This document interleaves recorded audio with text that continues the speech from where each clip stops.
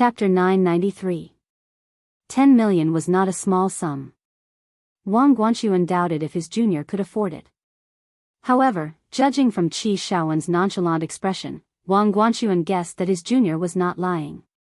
He bit his tongue and could not hide his surprise. He covered his phone and asked in a low voice, "This is not a small sum." "Are you sure?" Tang Zheng said calmly, "I'm sure. Just report it to your boss." Wang Guanxuan glanced at Qi Shaowen. Seeing that he was unmoved, Wang Guanxuan did not stop him. He took a deep breath and suppressed his surging emotions. He removed his hand from the phone and reported it to his boss. "Who is this generous friend?" A dignified voice came from the phone. "One of my juniors, Tang Zheng." "Tang Zheng? Which Tang Zheng?" The other party's voice suddenly rose a few notches, and his breathing became hurried. Wang Guanxuan was confused. How many Tang Zhengs were there? "This," Wang Guanxuan stammered, not knowing how to answer. "You said that he's your juniors. That means he's also from the Department of Archaeology of Yenqing University. How many Tang Zhengs are there in the Department of Archaeology of Yenqing University?" The man asked impatiently. Wang Guanxuan thought to himself, did the sun rise from the west? Why was everything so strange? Was the name Tang Zheng very famous? Why had he never heard of him before? He spent most of his time on the sea and knew little about domestic affairs. Naturally, he had never heard of this name. But his boss was different. After all, he was also a person with a lot of wealth. Of course, he knew a lot about the various powers in the country, especially the name of Tang Zheng, a rising star. It was almost enough to grind calluses out of his ears. Wang Guanxuan looked at Qi Shaowen for help. How many Tang Zhengs were there in the Department of Archaeology of Yenqing University? Only Professor Qi could answer this question. A meaningful smile appeared on Qi Shaowen's face. He said calmly, "It's not just the archaeology department. There's only one Tang Zheng in the entire Yenqing University." His voice was quite loud, and the boss heard it clearly. His breathing was like a bellows, and it sounded hurriedly. Wang Guanxuan was shocked by this scene and hurriedly asked, "Boss, what happened to you? We can't accept this money." Why?" Wang Guanxuan felt incredulous. He didn't want the money that was given to him. The boss wasn't so generous. "Not only can we not accept this sum of money, we must also satisfy all of young Master Tang's requests," the boss said resolutely, and he used the word must. There was no room for negotiation. "I authorize you to talk to young Master Tang in detail. We will satisfy any request he has." The boss added again, afraid that Wang Guanxuan wouldn't understand his true intentions. "Also, please send my regards to young Master Tang. Tell him that it's very rude of me to not visit him in person while I'm abroad." "I'll definitely visit him as soon as possible." Wang Guanxuan was shocked to see the boss mobilize so many people. This was because he knew the boss very well. He was a successful person in many fields. He was usually arrogant and many successful people couldn't enter his eyes. Why did he have such a big reaction to a university student this time? He even felt a little cautious. Wang Guanxuan felt that all of this was like a dream. It was hard to imagine. He couldn't help but look at Tang Zheng carefully. He wanted to see through this little junior brother of his. However, after looking at him for a long time, other than his calm appearance, there was nothing special about him. He didn't even have the legendary aura of a king. The urging voice on the phone woke him up as if he had just woken up from a dream. He quickly said to Tang Zheng, "Junior brother, our boss said that we don't need your money, but we will satisfy any request you have. He also asked me to send his regards to you. Besides, he will find time to visit you." "Oh." Tang Zheng raised his thick eyebrows. This was beyond his expectation. "Do I know your boss?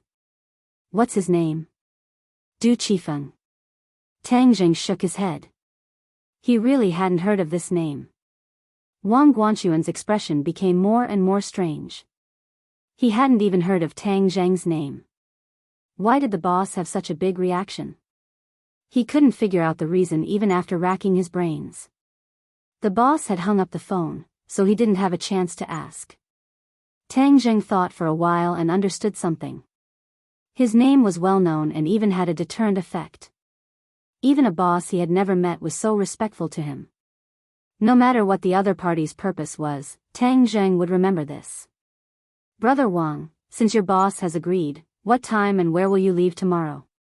Tang Zheng asked. We'll leave at 9:00 in the morning. We'll drive straight from the hotel to the harbor in the east. Our research boat is anchored at the harbor. We'll take the boat out to sea. Wang Guanxuan said honestly. Tang Zheng nodded. Then I'll see you there. As for this skeleton, Professor Qi, can I take it with me? Qi Shaoan laughed and made a gesture of pushing his hands forward.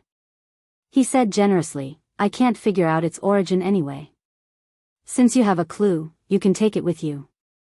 However, if you really find out the secret in the future, don't keep it to yourself. You must remember to tell me. Although Qi Shaoan knew that Tang Zheng already knew a lot about the origin of this unknown creature, he didn't insist on getting to the bottom of it.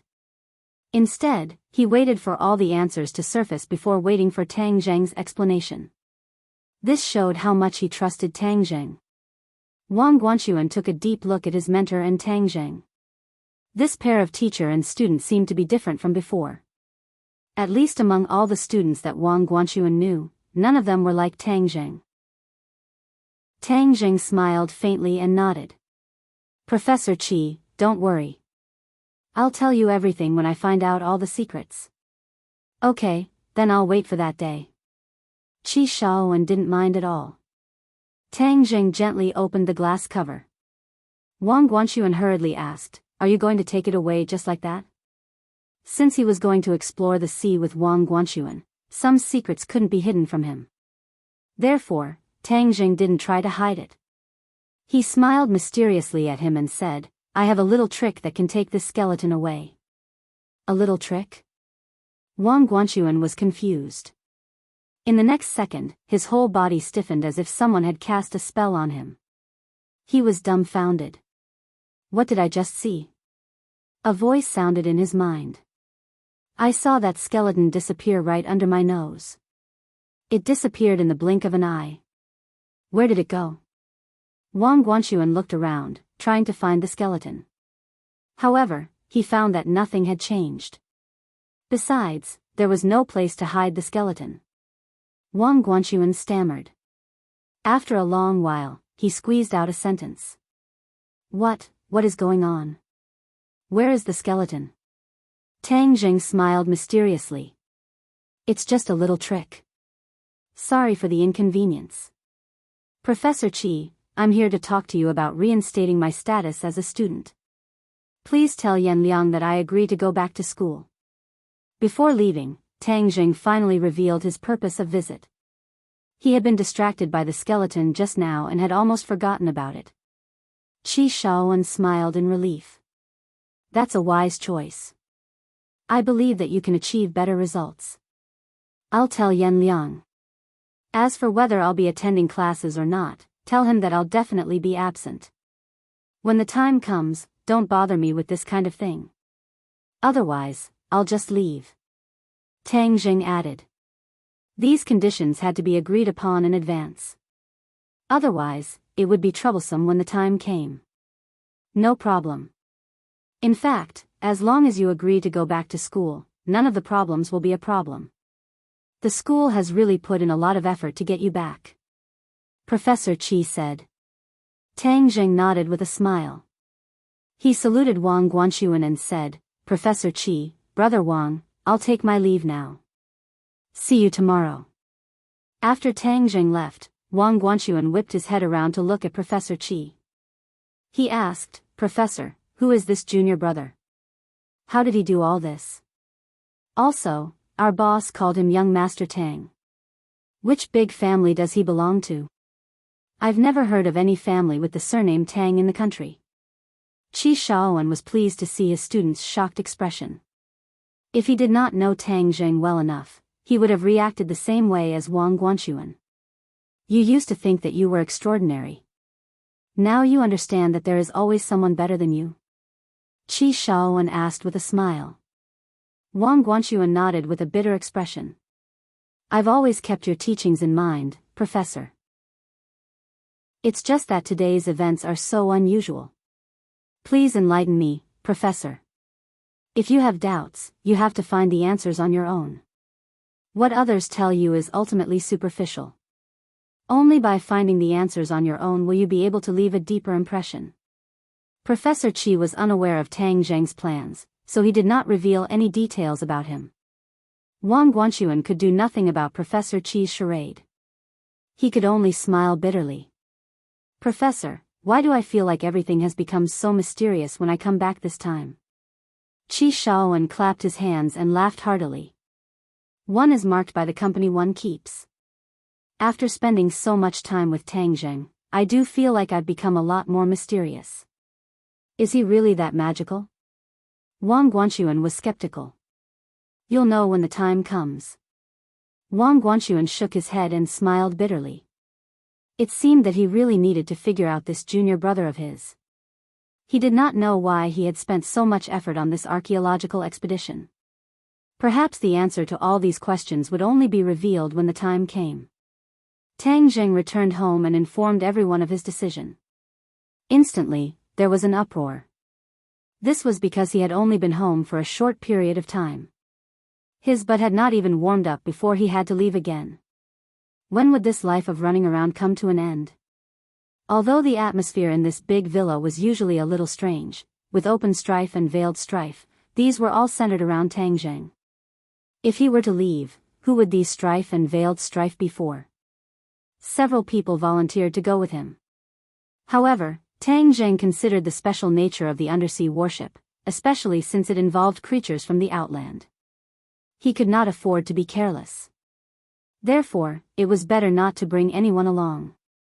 If there were any dangers, he would have to come up with corresponding countermeasures. Although everyone had different opinions, none of them could shake Tang Zheng's determination. Chapter 994. Although his determination was firm, he could not withstand the condemnation of a room full of women. Tang Zheng felt as if his head was about to explode as he felt helpless. Translator, Zephizi editor, Diao Qinhe finally experienced the bitterness of the ancient emperors. There were 3,000 beauties in his harem and he only had a few women in his room. He felt as if his head was about to explode. He did not know how those emperors managed to survive. Looking at everyone's unyielding eyes, he finally compromised. All right, I can bring someone, but only one person. You guys decide who will go. Everyone looked at each other when they heard this. Suddenly, Yi Dingdang had an idea and said, draw lots. Whoever wins will go. All right. Everyone agreed. After a while, a few paper balls were prepared. Only one of them had words on it while the others were blank. Only the one who grabbed the words would be considered the winner. Fang Shishir, Yi Dingdang, Wu, and even Lu Qingmei participated, attracting everyone's attention. Although Lu Qingmei was nervous and shy in her heart, she still braced herself and participated in the competition. Her life during this period of time had a great impact on her. Seeing one woman after another openly compete for favor, she felt uncomfortable in her heart. She was also Tang Zheng's woman. Although she was previously a teacher, she did not dare to brazenly expose this layer of window paper. But now that she was no longer a teacher, she wanted to enjoy the same treatment as other women. This was the most instinctive feeling and reaction of a woman. Therefore, after hesitating for a long time, she finally took this step today. Without a doubt, from today onwards, her identity would definitely arouse suspicion. She would not admit it, nor would she deny it for the time being. She only wanted to gradually express her true feelings. Seeing everyone look at her, Lu Qingmei repeatedly told herself not to feel guilty and that she must remain calm. Therefore, she clenched her teeth and calmly chose a paper ball. Yi Dingdang's heart jolted as she guessed something. She exchanged a glance with Fang Shishir and couldn't hide the shock in her heart. Could it be that Lu Laoshi and Tang Zheng? They instantly realized that they had been fooled. It turned out that there was a huge competitor hidden by their side all along. Like them, this competitor had known Tang Jing the longest. She was even more of a threat than Anne, whom they had always been wary of. Yi Dingdang was like a kitten whose tail had been stepped on. Her entire body bristled and she almost jumped up. If not for the fact that there were so many people around, she would have jumped up and questioned Tang Jing. At this moment, she could only glare fiercely at Tang Jing. Tang Jing did not expect that Lu Qingmei would actually take this step. Although he was shocked, he did not blame her. As a man, how could he blame his own woman? She did this because she had her own concerns. Tang Jing would definitely stand behind her unwaveringly. Looking at Yi Dingdang's gaze, Tang Jing looked down and pretended not to see it. Wu Junshan and Lan Yu looked at each other, unable to hide their surprise and worry. They sighed inwardly and could only smile bitterly. Their romantic debt was increasing. When would it end? Empyrean Fairy expressionlessly glanced at them. Her heart was as clear as a mirror. As an outsider, she could see the most clearly. Although Tang Jing and Lu Qingmei did not normally speak or act strangely, she was still able to detect some clues. Now that she saw it, it was exactly as she had guessed. She was not surprised and her eyes were somewhat playful. After all, she was a person from ancient times. It was not strange for her to have 3 wives and 4 concubines. However, she had always been a firm believer in uniqueness. She did not fit in with the environment of her time. She hoped that her lover would only treat her well. No matter how outstanding the other party was, she would not accept a half-hearted person. However, she would not criticize Tang Jing. She believed that this was a common characteristic of many men. He was not an exception. "All right," announced the results. Yi Dingdang impatiently opened the paper ball, but found that it was blank. It was difficult to hide her disappointment. She quickly turned her head towards Fang Shusher and found that it was also blank. There was a feeling of sympathy for each other. "Could it be you?" Yi Dingdang unwillingly looked at Anne. And of course also hoped that it was her. She opened the paper ball full of expectation. It was blank and was not selected. Immediately, everyone's eyes fell on Marshall and Lu Qingmei's paper ball. Yi Dingdang made a fuss and impatiently urged, "Hurry up and open the paper ball to reveal the answer." Marshall and Fang Shusher looked at each other and Marshall was the first to open the paper ball. Blank. Ah. Everyone was shocked. No one was selected, so the only one left was the winner. There was no need to open the paper ball. In an instant, everyone's gazes became thought-provoking.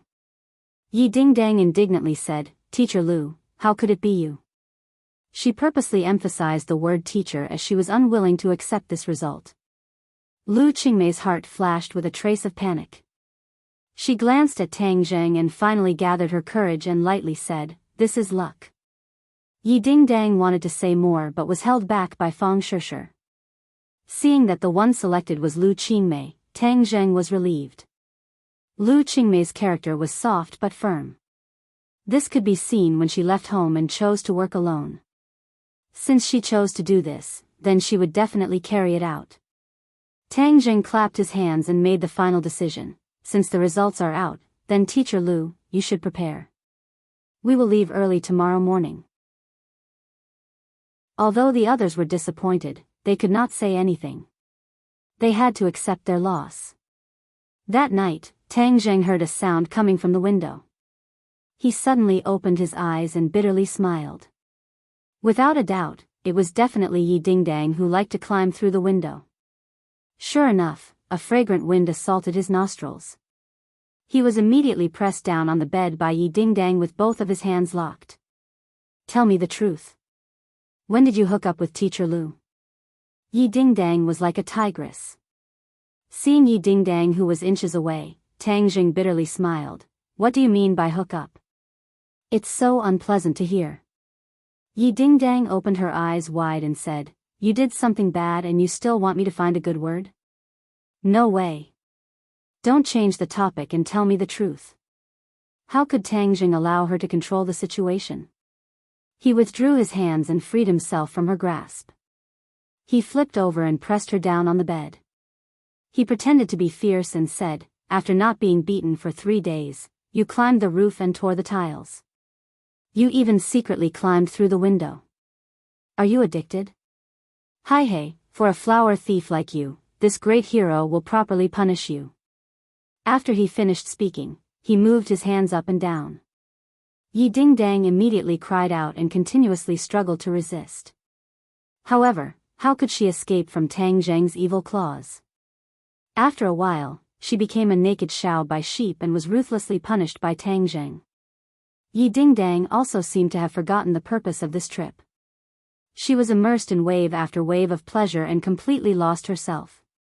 The next morning, Tang Zheng was refreshed. The battle last night ended with him winning. Although Yi Ding-dang tried to seize the initiative several times, she was subdued by him one by one. In the end, she threw away her helmet and armor and became like water. But when the sky was about to brighten, she resisted the soreness of her body and secretly climbed through the window to return to her room. Looking at her clumsy appearance, Tang Zheng could not help but laugh. Yi Ding-dang continuously glared at him. Tang Zheng and Lu Qingmei said goodbye to everyone. After walking a distance, Lu Qingmei took the initiative to hold Tang Zheng's hand. Tang Zheng stopped and looked at her eyes that were curved like autumn water. His heart warmed and he hugged her. Under the sunlight, the two people tightly hugged each other, feeling each other's body temperature and heartbeat. Lu Qingmei very much enjoyed the feeling of tightly hugging him under the sunlight. It was like an underground relationship that finally came out into the light and was no longer sneaky. "I want to always openly walk with you like this and hug each other," Lu Qingmei whispered in his ear. Tang Zheng kissed her earlobe and said softly, "As long as you want it, it will definitely come true." Actually, after making that decision and action last night, she was still a bit nervous. She was worried that Tang Zheng would blame her, but she just could not suppress the feelings in her heart. But after hearing his words, the passion in her heart was suddenly released. She wanted nothing more than to knead him into her body. "In the past, I always wanted to secretly like you. It was enough to enjoy the happiness of being married. But you are a kind of poison. Once I touch you, I will never be able to give up. Even if I am a moth flying into a flame, I am still willing. I am not satisfied with the happiness of being married. My only hope is to be able to walk under the sun," Lu Qingmei emotionally said. Tang Zheng's heart was filled with tenderness as he deeply kissed her. After a long time, their lips parted and Tang Zheng firmly said, "I promise you, I will give you everything you want." After being warm for a long time, the haze in Lu Qingmei's heart was finally blown away by the wind, turning into eyes that filled the sky. Even her pores were filled with joy and vitality. The two people hand in hand arrived at the agreed place. Wang Guanchuan had been waiting for a long time. When he saw Tang Zheng walking over with a beautiful woman, he was incomparably astonished. Wang Guanchuan's several colleagues' eyes were fixed on Lu Qingmei's body. They could not hide their amazement. These archaeologists were originally dull. Their usual work was more related to dealing with antiques. How could they have the opportunity to see so many beautiful women? Moreover, they had stayed in the vast sea for several months. When they saw a sow, they would think it was a Diao Chan. Moreover, a great beauty like Lu Qingmei was even more shocking. They felt that she was a fairy that had descended to the mortal world. Ever since Lu Qingmei started cultivating, her skin and temperament had undergone a huge change. She lost the immaturity of a young girl and gained a mature charm. However, she was not completely mature, causing people to feel a rush of excitement at a glance. "This is?" Wang Guanchuan curiously asked. "My girlfriend, Lu Qingmei," Tang Zheng generously introduced.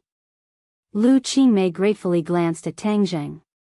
This girlfriend was undoubtedly a response to her heartfelt words. He wanted to let her walk under the sun with her head held high. He, junior brother is really lucky to have such a beautiful girlfriend," Wang Guanchuan praised. "Can I bring her along?" Chapter 995. Marshall reluctantly left Tang Zheng's embrace, but she still held on to his hand tightly. Under the watchful eyes of the crowd, she was unwilling to let go. Feeling her attachment, Tang Zheng felt a warm current flow through his heart. On the other side, Ling'er also tightly hugged one of his arms. It was simply the treatment of hugging left and right. The witch clan was not surprised. Instead, they felt that these women were truly honored to be able to obtain the favor of the Lord Envoy. Wu Junshan and Lan Yu looked at their son with excitement and relief. During this period of time, Lan Yu had become much more haggard. Thinking about it day and night, he was extremely worried. Tang Zheng nodded to the two of them. Lan Yu asked with concern, "I don't know how many dangers you've experienced on this trip. It's been hard on you." Tang Zheng smiled and shook his head, saying that it wasn't hard. "Don't stand outside for now. Let's talk inside," Lan Yu said. The few of them entered the house and found that only the Empyrean Fairy and Fu Yao were there. "Where are the others?" Tang Zheng asked curiously. "Those women of yours have not returned from their trip to the island. Yi Ding Dang and are like stalkers all day, staring at each other. If one of them goes out, how could the other not follow?" The Empyrean Fairy said calmly. Tang Zheng shook his head and smiled bitterly. Only the Empyrean Fairy dared to speak so unscrupulously in front of him. "I didn't expect your trip to the Ghost Realm to end so quickly." The Empyrean Fairy sat up straight and looked at Tang Zheng with interest. Although the Empyrean Fairy had never been to the Ghost Realm, she had heard a little about it. She did not think that it was some kind of paradise. It was a place of true danger. The fact that Tang Zheng had returned so quickly and safely was truly out of her expectations. With the help of a noble, everything went smoothly. What noble? Although the Empyrean Fairy's cultivation was high, she had never been to the other world. Naturally, she was full of curiosity, and she couldn't hide her curiosity about the nobles. Wu Junshan, Lan Yu, and the others also widened their eyes and stared at Tang Zheng. Tang Zheng briefly explained the trip to the Ghost Realm. When the few of them heard this, they sucked in a breath of cold air, especially Lan Yu and Wu. Their expressions were especially worried. Wu grabbed onto Tang Zheng's palm and broke out in cold sweat. "It's so dangerous. Don't go to that damned place again," Marshall said with lingering fear. Lan Yu hurriedly agreed. "That's right. The Ghost Realm is too dangerous. Don't ever go there again. After all, the 10 Yama Kings are not to be trifled with. If they plot against you, it'll be too late for regrets. Master is really amazing." Ling'er was innocent and didn't feel that it was too dangerous. Instead, she felt that her master was an unparalleled hero. The Empyrean Fairy listened with great interest. Her eyes became brighter and brighter. She suddenly nodded and said, "So the Ghost Realm not only has the 10 Yama Kings, but also an even more powerful Dizang of Goguryeo. This is really surprising. With the Dizang of Goguryeo upholding justice, the two realms are at peace. This is definitely a good thing for us. We don't have to worry about the Ghost Realm for the time being." After pausing for a moment, the Empyrean Fairy changed the topic and said, "However, the Ghost Realm still has the 10 Yama Kings. In the future, there might be some unforeseen events. Therefore, we can't let down our guard. With the Dizang of Goguryeo presiding over the situation, there shouldn't be any unforeseen events, right?" Tang Zheng felt that the Empyrean Fairy was making a mountain out of a molehill. The Empyrean Fairy smiled. "I've seen too many people and too many things in the past. The Ghost Realm isn't much different from the human world. Everything is developing and changing. The Dizang of Goguryeo can preside over the situation now, but it doesn't mean that he can in the future. Therefore, we still have to be fully prepared." Wu Junshan, who had been silent all this time, finally spoke. Fu Yao's words make sense. Humans are the most fickle, and ghosts are no exception. It's too early to discuss this matter. Tang Zheng didn't want to talk more and changed the topic. "You didn't tell anyone about my trip to the Ghost Realm, right?" According to your instructions, we didn't tell anyone. That's good. Tang Zheng breathed a sigh of relief. He didn't want Yi Dingdang and the others to worry about him. Just as they were talking, the door was pushed open and walked in angrily. She said indignantly, Yi Dingdang, don't go too far. Wherever I go, you go. Do you think I'm a spy? Yi Dingdang's clear voice came from outside the door. Who said I thought you were a spy? This isn't your country, this is my country. I can go wherever I want. What can you do about it? Annie was about to retaliate when her eyes suddenly stared blankly as she screamed. Like a rabbit, she jumped up with a soap sound and pounced towards Tang Zheng. Looking at the aggressive Anne, Tang Zheng jumped up from the sofa and dodged to the side. And missed and fell on the sofa. Tang Zheng was shocked by this scene. When he left, and followed him. Later, he asked Yi Dingdang to keep an eye on her so that they could leave. They just met Anne and actually pounced on him. If he was really pushed down by her in front of everyone, he wouldn't be able to clear his name even if he jumped into the Yellow River. Doubts arose in his heart. When did Anne become so fierce? It didn't seem like her style in the past. Although Anne dared to do things, she still had the blood of the royal family flowing in her body. She had the natural grace of a noble in the palace. How did she become like a violent leopard? However, he didn't know how much Anne's life had changed during this time. Ever since she openly announced that she liked Tang Zheng in front of everyone and wanted to pursue him, Yi Dingdang had listed her as the #1 enemy. That was why she gave up on the island trip and stayed behind to guard and so that she wouldn't have a chance to take advantage of any loopholes. And couldn't beat Yi Dingdang in a fight. She was also no match for Yi Dingdang in a brutal way. Being watched every day almost drove Anne crazy, but she couldn't do anything about it. If looks could kill, Yi Dingdang would have been riddled with holes and died countless times.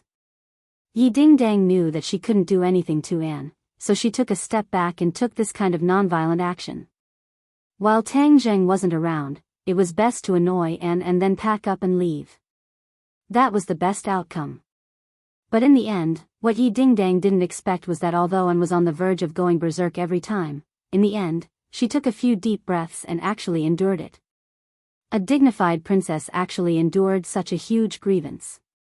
If she wasn't her love rival, Yi Dingdang would have to admire her. Yi Dingdang couldn't do anything about it, but she became even more vigilant. Hearing Anne scream, Yi Dingdang also suddenly saw Tang Zheng on the sofa. Before she could react, she realized that Anne had actually rushed towards Tang Zheng. Yi Dingdang was so angry that smoke was coming out of her 7 orifices. 3 words popped up in her mind, shameless. Seeing that Anne missed, Yi Dingdang finally laughed gloatingly. She slipped and also rushed in front of Tang Zheng. Like a swallow returning to the forest, she threw herself into his arms and winked at Anne as if showing off. When Anne saw that Yi Dingdang had caught up with her, she angrily glared at Tang Zheng as if blaming him for not understanding the situation and avoiding her. A fragrant scent entered his nose as a soft body fell into his arms. Tang Zheng subconsciously hugged Yi Dingdang, and her hands hooked around his neck. Ahem. Wu Junshan coughed dryly, as if reminding them that there were outsiders present. Tang Zheng's expression was resentful when he realized that everyone was looking at him strangely. Just now, he was hugging one woman on each side, and now there was another one. This kind of scene was not suitable for children. Stand still. How old are you? Still making a fuss. Tang Zheng pretended to be serious as he reluctantly let go of the softness in his palms. Yi Dingdang smiled sweetly and said coquettishly, "You still dare to scold me? Humph, you have no conscience. To think that I was so worried about you." Tang Zheng resentfully said in a low voice, "So many people are watching." Yi Dingdang bit her lip and glared at him. She said in a voice as soft as a mosquito, "I'll deal with you tonight." Tang Zheng's head shook. When he was in the ghost realm, his pure yang energy had exploded.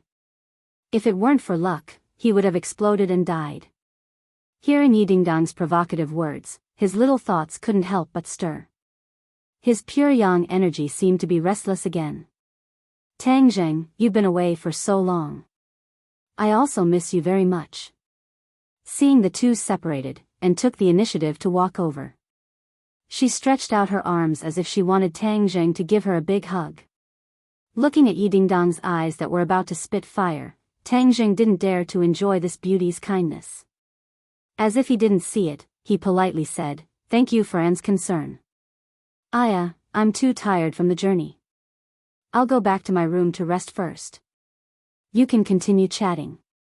The atmosphere in the living room was so strange that Tang Zheng didn't want to stay and attract the fire.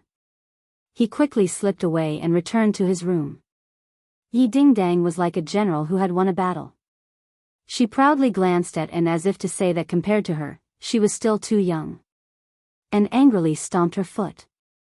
She clenched her teeth and refused to admit defeat as she said, "Let's wait and see." She walked back to her room in her high heels. Her room was right next to Tang Zheng's. It was her act of moving her room that provoked the other women.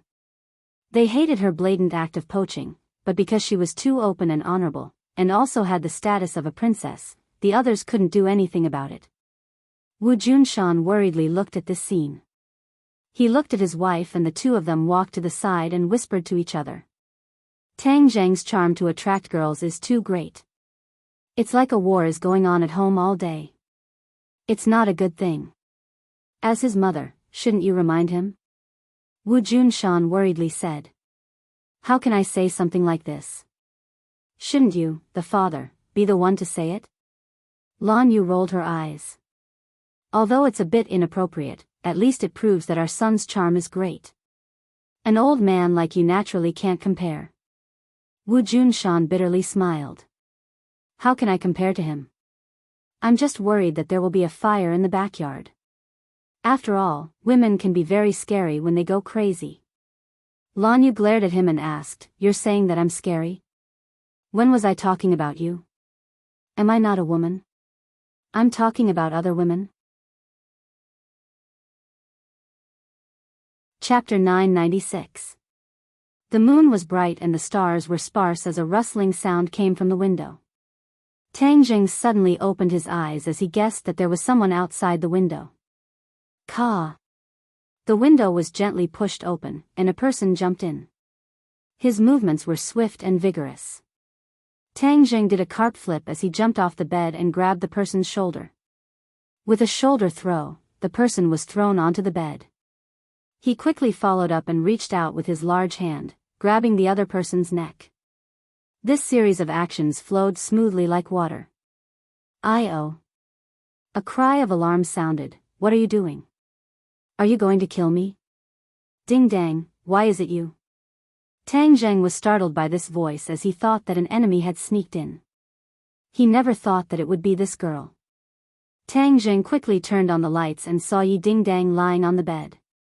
Her clothes were messy and her nightgown was rolled up to her thighs, revealing her two shining white thighs. "Why can't it be me? Hang, you were waiting for someone else to come, right? Anne, or Wu?" Yi Dingdang angrily stood up as her almond eyes widened. "Nonsense, there's no such thing. Hang, don't say you didn't think about it."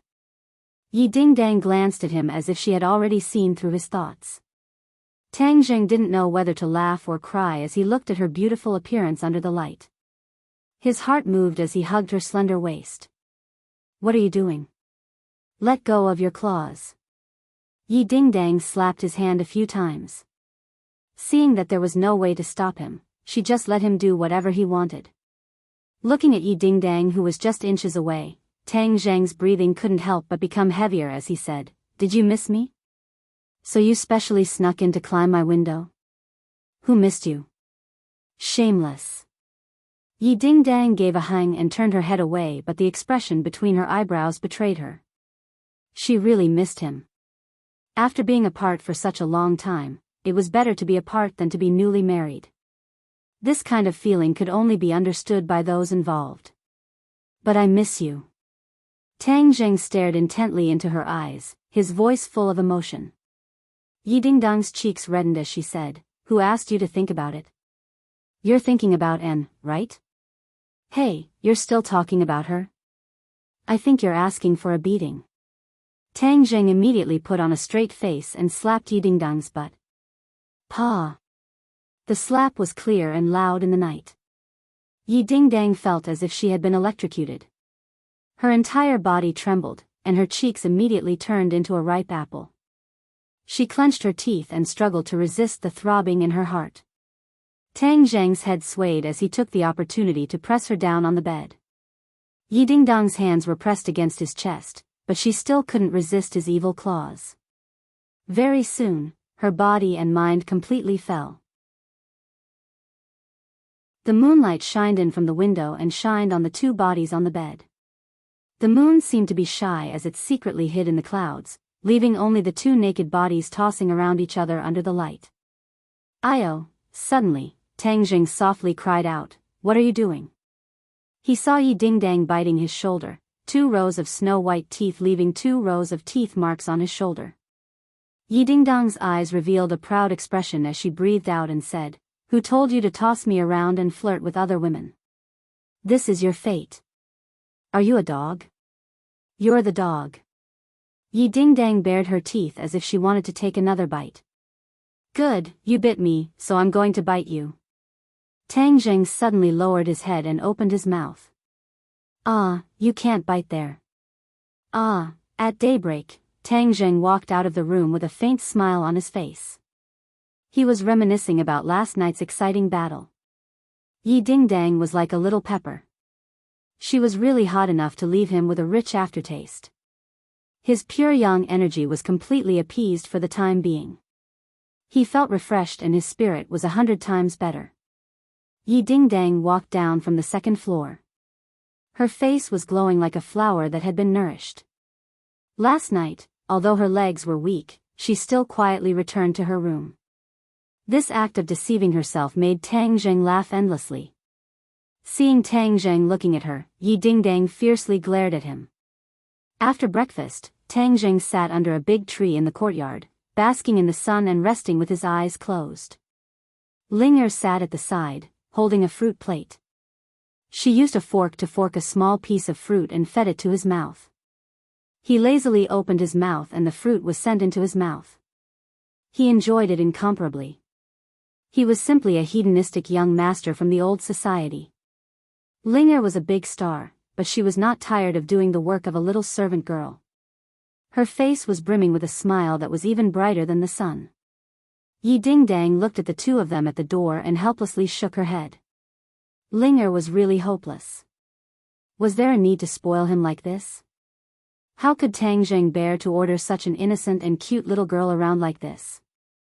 And sat at the side and did not have this kind of treatment. On the contrary, because of Linger's existence, she almost could not get a word in edgewise. Yi Dingdang was happy to see and suffer, so she hid at the side and snickered. "Who is it? Stop." Suddenly, the voice of a witch clan warrior came from outside the courtyard. I'm looking for someone," a man said submissively. "Who are you looking for?" "Tang Zheng." "Why are you looking for our Lord Messenger?" "Lord Messenger?" The man was obviously stunned. He was at a loss and did not know what to do. Tang Zheng recognized this voice. It was his former tutor, Yan Liang. However, he did not want to pay attention to him. After all, they were practically from 2 different worlds. There was no need to ridicule each other for their past disputes. The school hasn't given up yet. Are they still trying to persuade me to go back to school? Tang Zheng could not help but laugh. His life now was too dangerous and exciting. School life seemed like child's play to him. Moreover, the school had already revoked his student status. He really did not have much interest in it. "Go and tell Tang Zheng that Qi Shaowen wants to see him." Another old voice sounded. Tang Zheng shot up from his chair and exclaimed in a low voice, "Professor Qi, why is he here?" He quickly walked to the door. As expected, Professor Qi Shaowen and Yan Liang were standing at the door. Yan Liang was very uneasy. He did not know where to put his hands and feet. Qi Shaowen's hair was gray but his expression was calm. He stood there proudly. Yan Liang's aura paled in comparison. Professor Qi, why are you here? Tang Zheng greeted him warmly. Qi Shaoan saw Tang Zheng and a smile appeared on his face. He teased, it's not easy to see you. You even have guards. Professor Qi, you must be joking. I have no choice. The capital city has not been peaceful recently. Yes, too many things have happened in the capital city recently. It's as if the world has been turned upside down. Qi Shaoan sighed. His gaze involuntarily fell on Ling Er. She stood aside obediently with a plate of fruit. She was very attractive. Brother, do you want some? Ling Er asked while forking a piece of fruit. In front of outsiders, she would automatically call him brother. This was something Tang Zheng had repeatedly reminded her. She finally remembered it. I'm not eating. You go back to the house first. Oh, I'll feed you later. Ling Er carried the plate of fruit and floated away like a fairy. Only her beautiful back could be seen. In the eyes of Qi Shaoan and Yan Liang, the significance of this scene became extraordinarily significant. Qi Shaoan had seen Tang Zheng's tricks. He was slightly surprised but did not pay much attention to it. Yan Liang, however, recognized Ling Er. Tang Ling had been appearing frequently recently. Her popularity had spread far and wide. Although Yan Liang was not a fan of celebrities, he was still a young man. It was not difficult for him to recognize her. Tang Ling Er was even prettier in person than on screen. But why was she so nice to Tang Zheng? She was like a maid serving him. This did not make sense. She was a superstar. Were they filming a movie? Seeing that Qi Shaoan had been invited into the courtyard, Yan Liang followed him in shamelessly. Princess Anne, you're here too. Qi Shaoan nodded at Anne. He knew her. And stood up and returned the greeting politely. Professor Qi, nice to meet you. Yan Liang's brain shut down. Didn't Anne come back to China? Why was she at Tang Zheng's house? Tang Zheng was indeed a powerful man, but he could not be this powerful. Not only did he have a superstar as his maid, but he also had a European princess as his mistress. After both of them were seated, Ling Er walked out with a cup of tea. She said in a crisp voice, Grandpa, please have some tea. Qi Shaoan smiled happily. Okay, thank you, young lady. When Yan Liang saw Ling Er serving him tea, he hurriedly stood up. His face was as red as a tomato. He took the cup with trembling hands and sat down nervously. Professor Qi, long time no see. You look better, said Tang Zheng. Qi Shaoan shook his head and sighed. I'm old and useless. I have to admit that I'm old. You're a leading figure in the archaeological field. You're a walking treasure trove. You're not old at all. So many people are counting on you to teach them a thing or two. Qi Shaoan smiled in relief and started chatting. Yan Liang could not get a word in edgewise. He sat awkwardly, as if he was sitting on pins and needles. The two beautiful women sitting opposite him were too intimidating. Yan Liang's usual bossy attitude towards students was completely gone. He felt a little breathless. Tang Zheng, let's not beat around the bush. I'm here on a commission, said Qi Shaoan. Oh, what's the matter? Qi Shaoan glanced at Yan Liang and said, the school still hopes that you can go back to school. After all, your grades have always been excellent. The school doesn't want to lose a talent like you. As for the cancellation of your student status, it's all a misunderstanding. The person who did it has already been punished. Professor Qi, the school's leaders are really smart. I can't believe they got you to persuade them. Tang Zheng smiled and teased. Everyone knew that Tang Zheng was close to Professor Qi Shaoan. He was indeed the most suitable person to persuade them. Actually, I think that university life is still necessary. Although I know that you can't study forever, you can still study as long as you can. This is a life journey. You shouldn't give up halfway. Qi Shaoan advised. Yan Liang felt as if he had just woken up from a dream. Only then did he remember his mission. He nodded hurriedly and said, "Professor Qi, you're right. University life is still necessary." Tang Jing glanced at Yan Liang casually. Yan Liang's heart skipped a beat. He quickly shut his mouth and laughed dryly. The school's attitude is very open-minded. If you have any concerns or requests, feel free to tell us. The school will try its best to satisfy you. Qi Shaowen continued persuading him earnestly. Chapter 997. No, definitely not. Yan Liang promised after hearing Tang Zheng's words. Tang Zheng glanced at him and asked, "Is your promise useful?" Yan Liang's cheeks flushed red. He stammered, "The school told me to tell you that there won't be any more unpleasant incidents."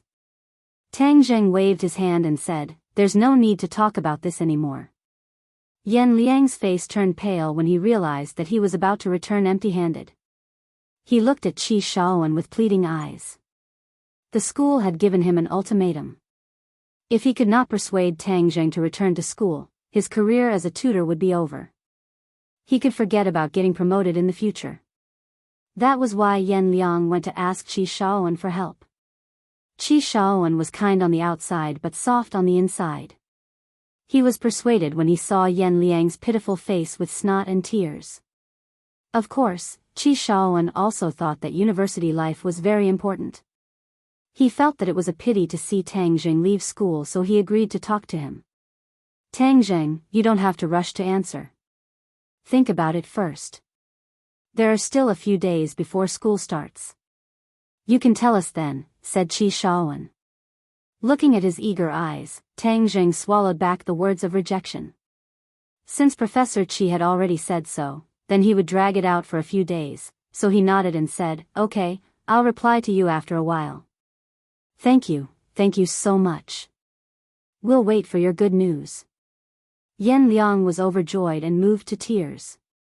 This was the first step in a long journey. As long as he did not reject him outright, it meant that there was still a chance. Yan Liang could almost see a bright future waving at him. "Then I'll take my leave. I found a few nice antiques recently. Come and have a look when you have time," said Qi Shaowen. "Stay for lunch." "No, next time." Qi Shaowen knew that Tang Zheng and Yan Liang did not get along. The atmosphere was not harmonious. Tang Zheng walked them to the door and waved goodbye. Yan Liang kept nodding and bowing, showing a flattered look. "If you go back to school, then we'll be classmates again." Yi Dingdang walked out and joked. "Don't you want to be my classmate? Suit yourself." Yi Dingdang shrugged and said nonchalantly, "I'm just worried about those fresh flowers in school. If you go back, who knows who will fall into your evil clutches." Cough cough. Tang Zheng coughed awkwardly. Was he such a playboy? He rubbed his nose resentfully and didn't continue the conversation. "With your ability, there's no need for you to go to school at all. Your business is so big, you can definitely do something. Haven't you seen how many founders of famous companies in the world are dropouts? Isn't that cool?" And said. Her study abroad was over. She didn't want Tang Zheng to go back to school. It would be a disaster for her if he stayed with Yi Dingdang every day. Yi Dingdang's almond-shaped eyes widened as she retorted, "Who said that university is useless?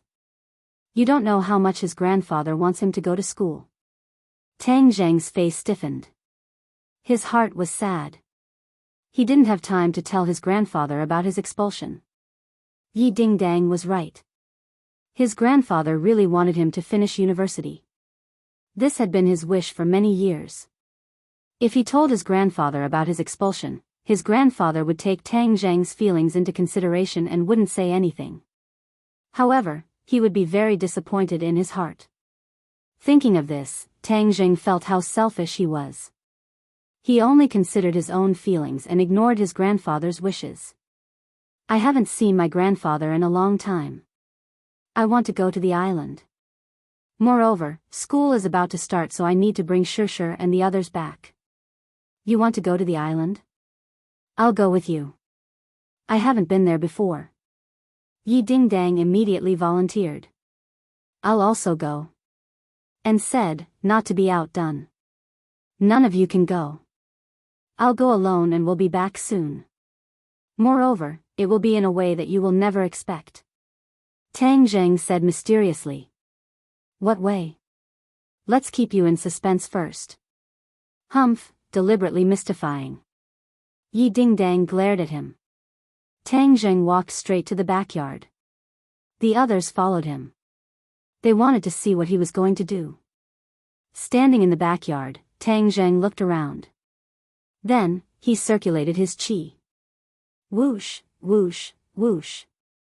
Several streams of qi shot out in all directions. In the blink of an eye, several complex patterns appeared on the ground. They flickered a few times and then disappeared. The others stared with wide eyes but couldn't see anything. Tang Zheng, you're setting up an array? Empyrean Fairy suddenly walked over. Her eyes lit up as she stared at the ground. You saw through it? Tang Zheng clapped his hands. Success. What kind of array is this? It seems to have some skill. Empyrean Fairy curiously asked. You can't recognize this array? Tang Zheng was surprised. There are thousands of arrays.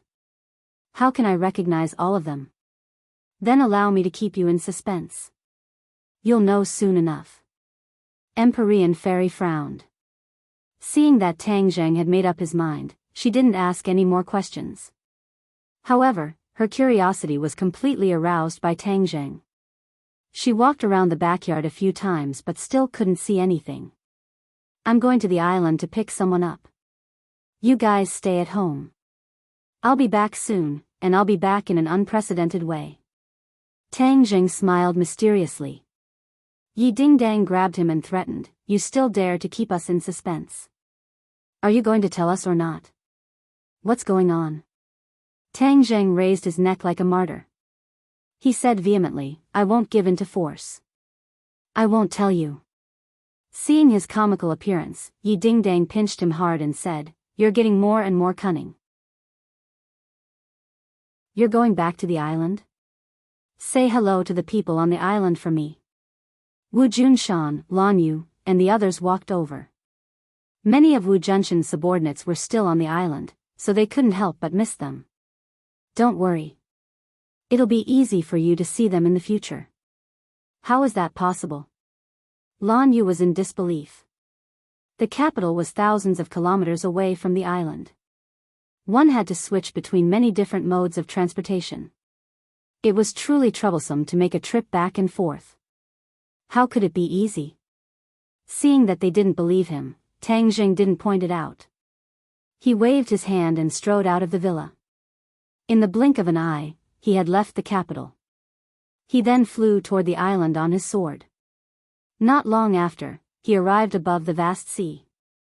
The azure sky and the seawater formed a beautiful contrast. It was exceptionally magnificent. Looking down from above, he saw a lush island in the distance. This island was like a pearl in the middle of the vast sea. Whoosh! Tang Zheng turned into a streak of light and dove down. Boom! A ray of light shot up from the island and blocked Tang Zheng's path, causing him to be sent flying backwards. This is Gui Qiansui's defense. Tang Zheng secretly praised. Who dares to trespass into my territory? Gui Qiansui's voice rang out. In the vast sea, it was clearly transmitted to Tang Zheng's ears. Gui Qiansui, it's me. Tang Zheng didn't want to have more conflicts and directly revealed his identity. Upper Immortal, it's you? Gui Qiansui cried out in surprise. The light dissipated. Tang Zheng landed on the island steadily. The witch tribe elder and the others came up to greet him. The big movement just now had completely alarmed the people on the island. Lord Messenger, why are you here? The witch tribe elder led the witch tribe people to bow their heads. Tang Zheng quickly held him and said, Elder is too polite. Everyone, get up. I haven't seen you for a long time. I'm here to visit you. The elder was extremely moved. Thank you for your concern. Tang Zheng. A pleasantly surprised voice came from behind, causing Tang Zheng to turn around abruptly, only to find Fang Shishir and Lu Qingmei looking at him affectionately. Brother. Another petite figure came out from between the two. Like a lively little elf, she directly threw herself into Tang Zheng's arms and hooked her arms around his neck. She stared at him with wide eyes. Tang Zheng laughed and hugged Nana. Nana, you've grown taller and heavier. This little girl was becoming more and more delicate, just like a little princess from a fairy tale.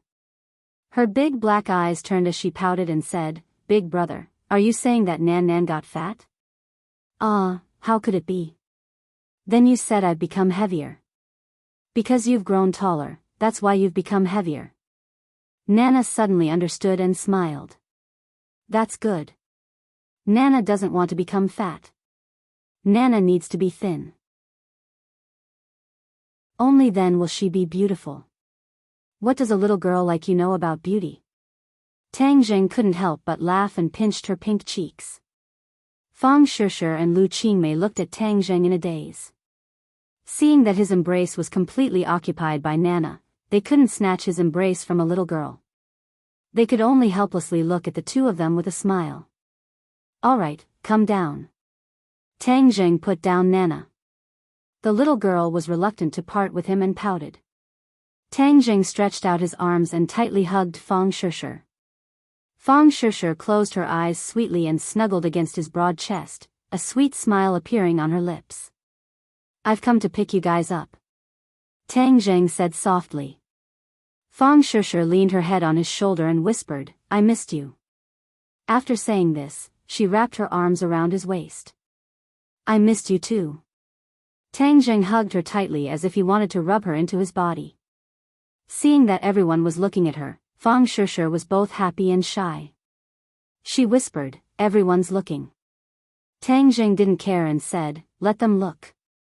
Lu Qingmei's eyes were fiery as she looked at this scene with envy. If only she was in that embrace. But because of her identity, she couldn't openly lie in that warm embrace. Thinking of this, she couldn't help but feel a little disappointed. Tang Zheng raised his head and happened to see Lu Qingmei. His heart moved and he let go of Fang Shishir. He strode in front of Lu Qingmei and hugged her in his arms. Lu Qingmei's body stiffened and her heart suddenly tightened as if it was about to stop beating. Her cheeks were red like fire. She didn't expect that Tang Zheng would dare to do such a thing in front of everyone. She was at a loss for a moment.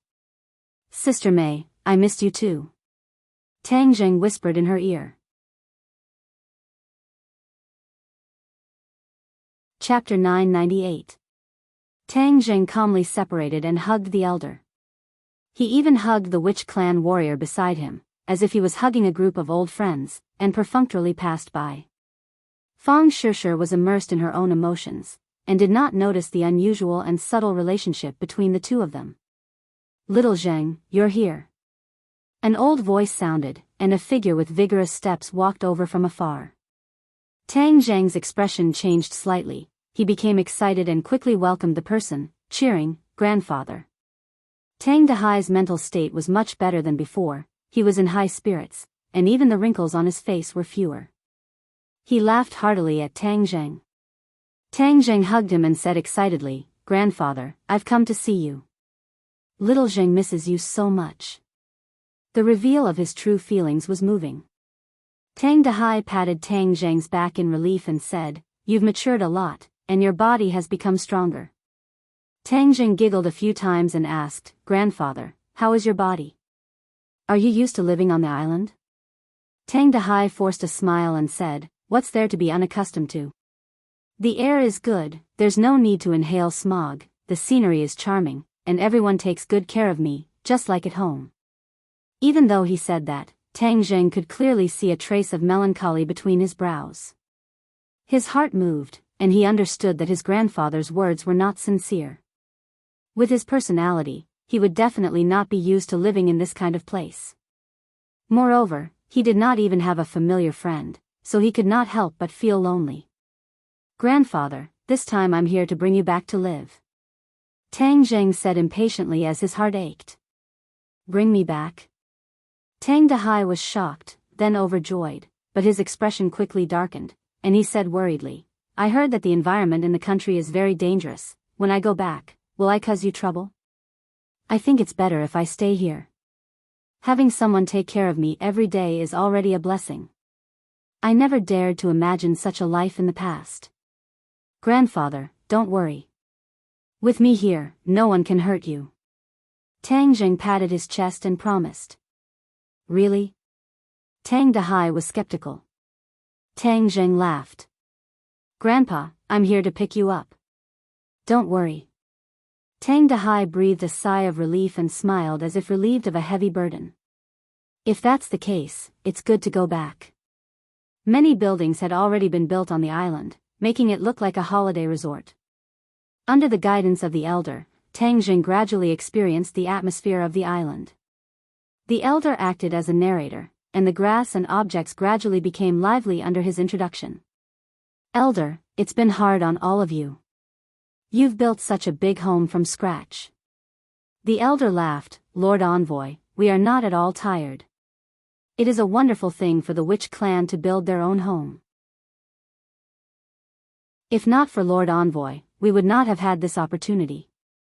After a pause, the elder continued, Lord Envoy, according to your instructions, we have already established a holy land. Oh? Really? Tang Zheng was shocked. This was just something he casually mentioned when he gave the spar to the elder. He did not think that he would actually start to establish it. He was truly a man of action. We did it according to our own ideas. As for the specific improvements, we will make them after Lord Envoy points them out. The elder said modestly. Let's go take a look at the sacred ground first. Tang Zheng was in high spirits, and the group of people walked towards the depths of the island. The other witch clan members automatically retreated, and did not continue to follow. There are no rules, the sacred ground is of utmost importance. Outsiders are not allowed to enter, and the witch clan is not allowed to enter anytime and anywhere. This can guarantee the sacred place of the sacred ground in everyone's hearts. The elder clearly saw through Tang Zheng's doubts and explained. Tang Zheng nodded in understanding. As for Lord Envoy's relatives and friends, they are not within this range. They can enter the sacred ground at any time. During this period of time, they have absorbed the energy of the spar and cultivated diligently.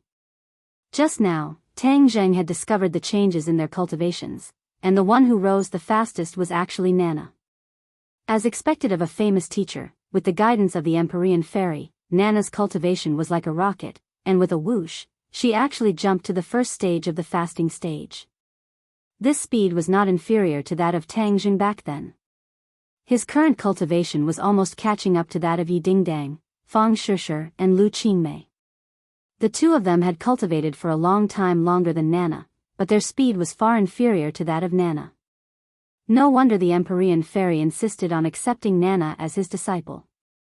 Her talent was incomparable, and in time, Tang Zheng was completely unable to predict how much her cultivation would increase to. Of course, although Nana's cultivation was high, she was still a child after all. Her mind was not mature, and her fighting strength was greatly reduced. She could not even compare to an ordinary cultivator in the foundation establishment stage. Tang Zheng did not want to rush the seedlings to help them grow, so he did not have high expectations for Nana. Her development had already exceeded his expectations, which made him very gratified. As for Fang Shishir, her cultivation had also advanced by leaps and bounds, and she had already reached the 5th level of fasting. It could be seen that she had worked very hard during this period of time. Lu Qingmei was slightly inferior, but she also had the cultivation of the 2nd level of fasting. The weakest was Tang Dahai. He was already old, and cultivation was more for him to strengthen his body. That was why he was only at the 4th level of the foundation establishment stage. Actually, we have to thank the elder for his guidance.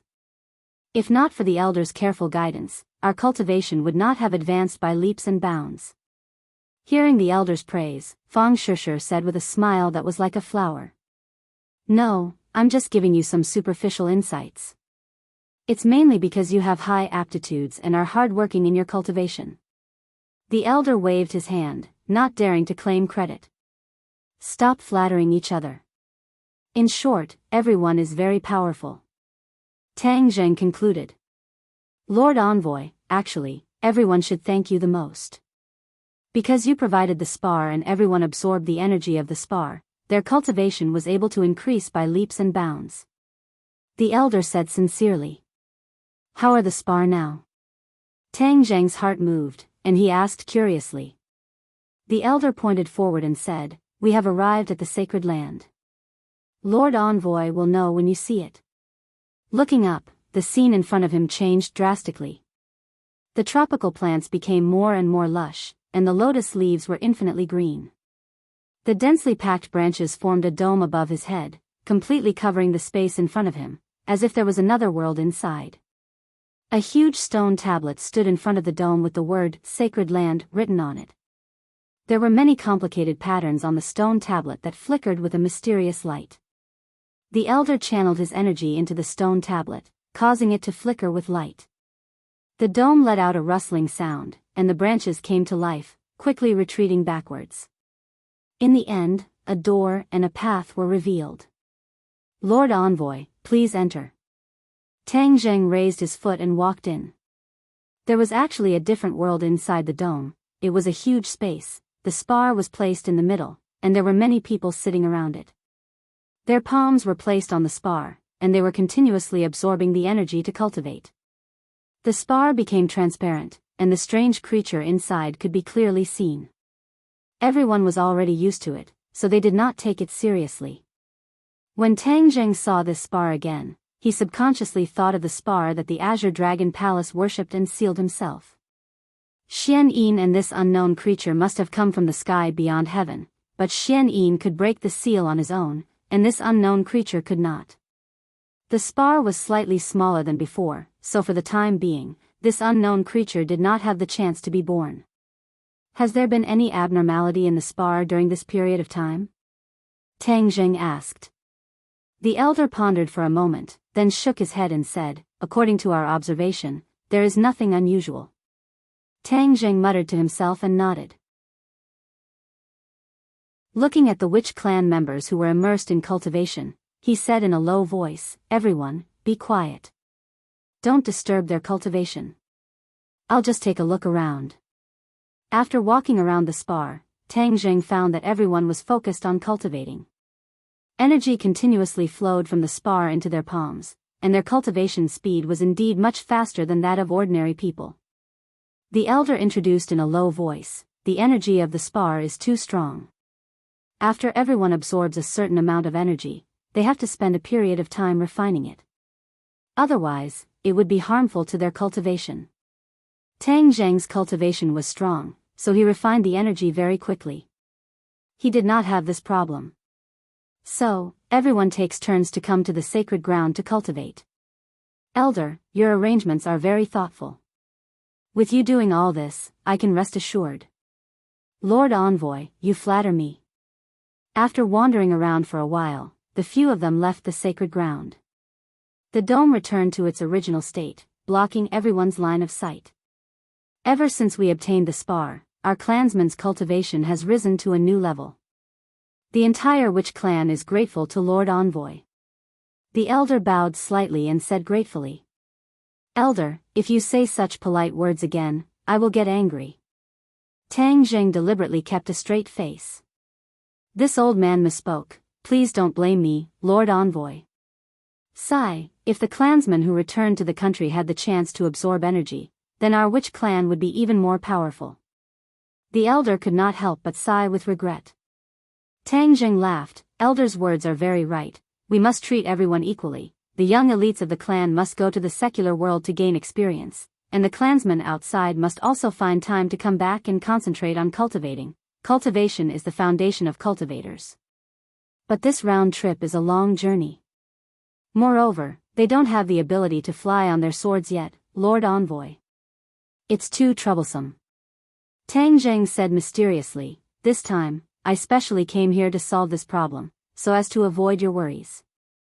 I will establish a passage between the island and the capital, and then you will be able to come and go without obstruction. Is there such a way? The elder was overjoyed. Of course, the transmission array can do this. Let's find a suitable location first. I'll set up the array. Tang Zheng did not delay and immediately found a suitable location nearby. Following the same method, the genuine Qi flew out and set up a transmission array on the ground in the blink of an eye. The elder watched all of this without blinking.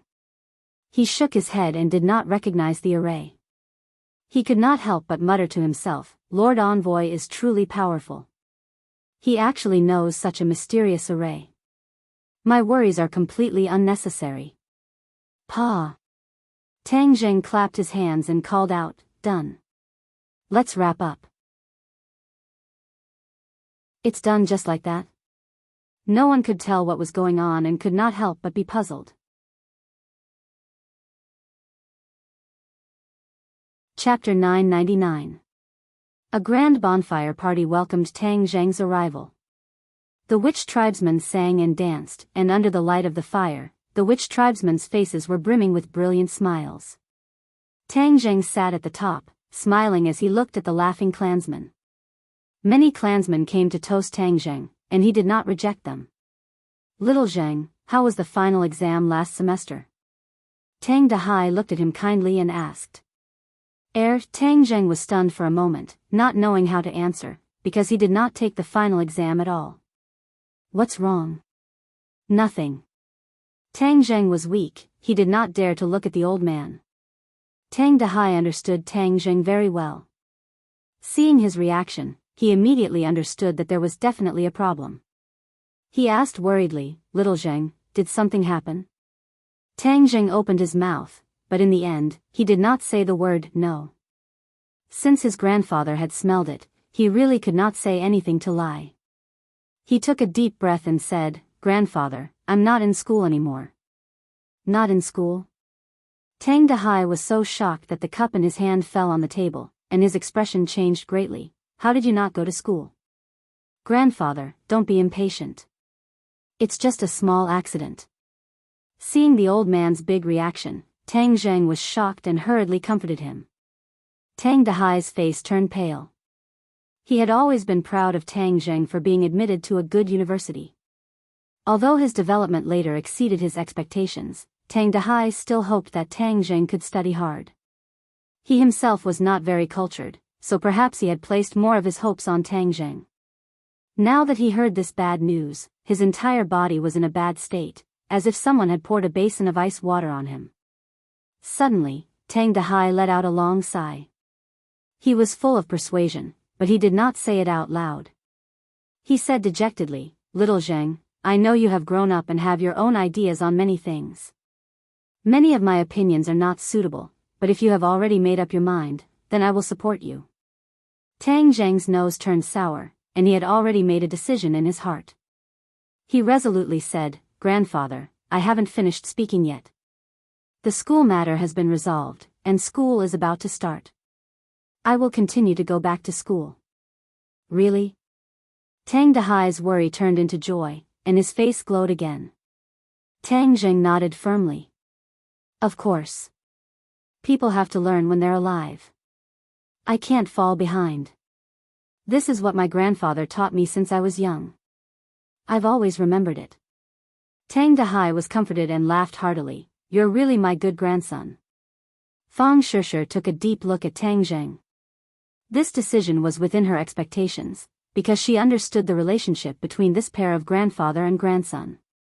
Tang Zheng would do anything for his grandfather.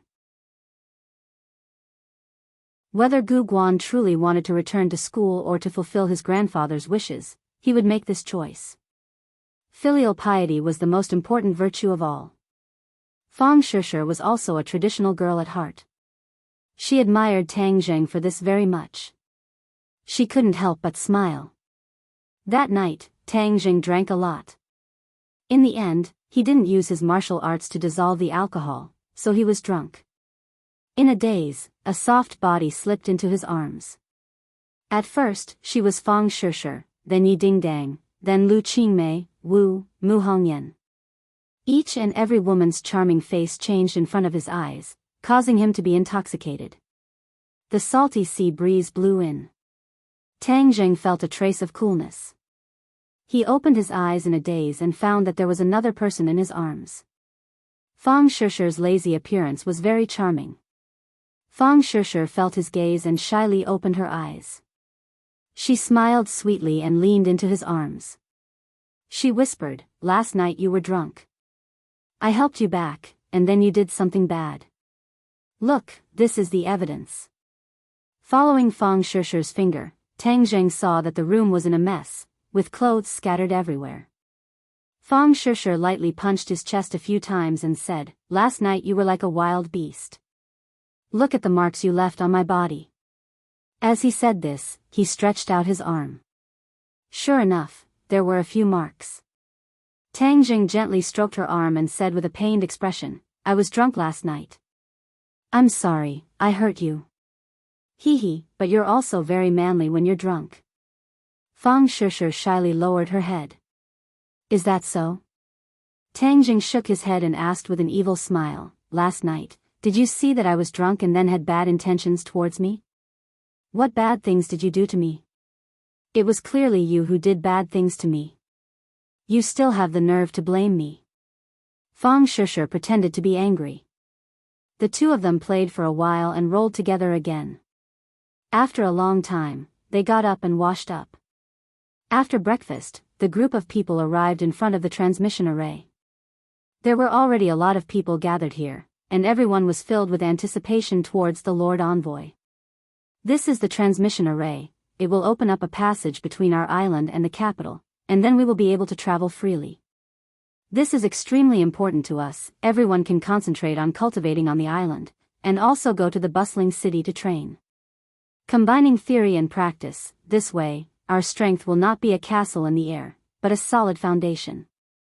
After Tang Jing passionately explained for a while, everyone's emotions were stirred up, and their eyes burned with passion. Tang Jing took a deep breath.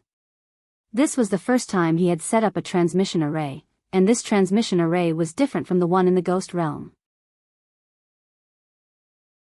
This was because the transmission array in the Ghost Realm was very large, and could teleport many people and resources, but the one he had set up was a miniature version, and could teleport people and resources at once. This way, there wouldn't be a huge commotion.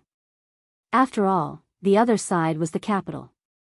If there was too much commotion and it attracted the attention of others, then the gains would not make up for the losses. Tang Jing circulated his power and pointed his finger into the air. So, his true chi was injected into the array. Immediately, a faint light rose from the ground, but it was not dazzling. Under the illumination of the sun, it seemed almost negligible. Yesterday, Tang Zheng had asked the elders to select a group of Witch Clan people, and he wanted to bring them back to the capital. This group of people were all extremely excited, and their eyes lit up as they watched this scene fervently. Everyone, walk to the center of the array and stand there. Immediately, these people carefully walked to the center of the array. Tang Dahai and Fang Shishir were no exception, they all stood in the center of the array. Tang Zheng turned and said to the elder, "Elder, I have already told you the trick to activating the array. If you have any problems, you can come to the capital to find me through the array." "Yes, Lord Envoy, this old man understands. I wish Lord Envoy a safe journey." Everyone waved goodbye. Tang Zheng walked into the array and his power vibrated, completely activating the teleportation array. With a burst of violent fluctuations, a light flashed and everyone disappeared. In the capital, in the backyard of the villa, the mana fluctuated violently. Empyrean Fairy jumped out of the house with a whoosh and looked at this scene in surprise. Whoosh!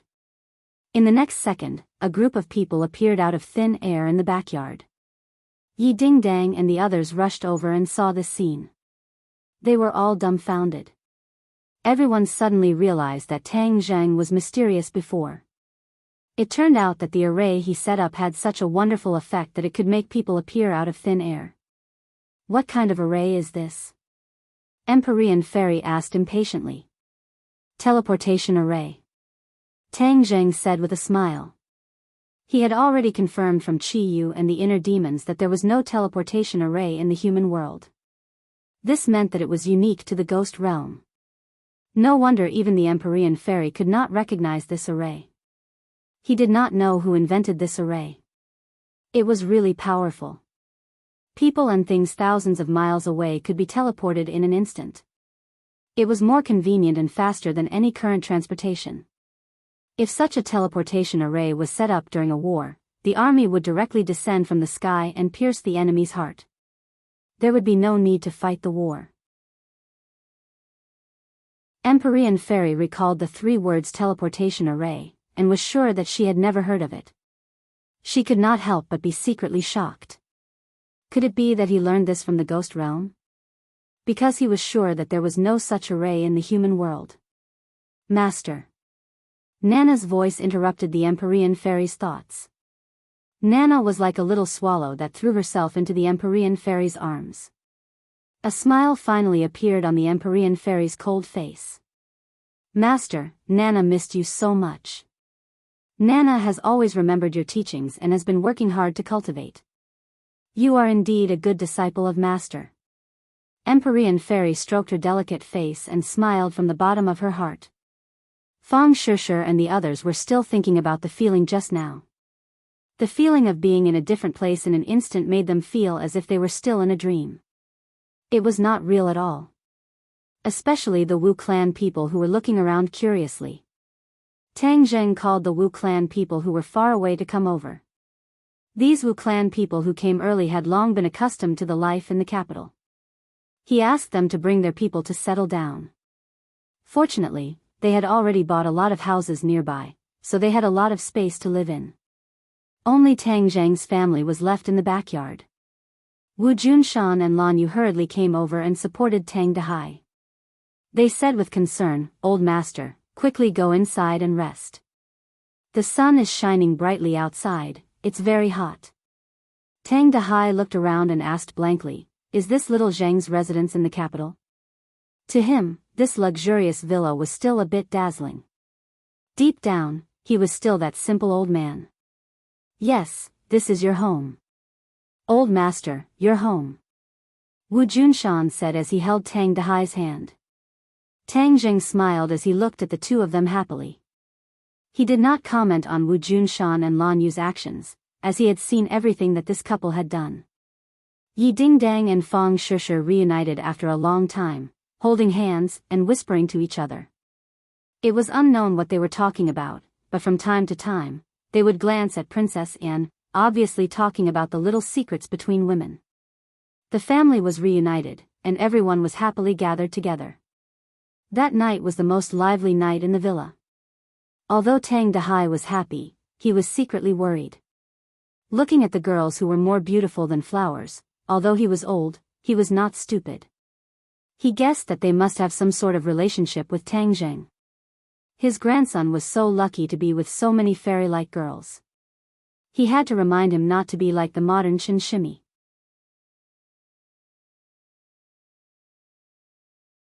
Chapter 1000. On the vast and boundless sea, Tang Zheng and his group boarded a small fishing boat and sailed into the sea.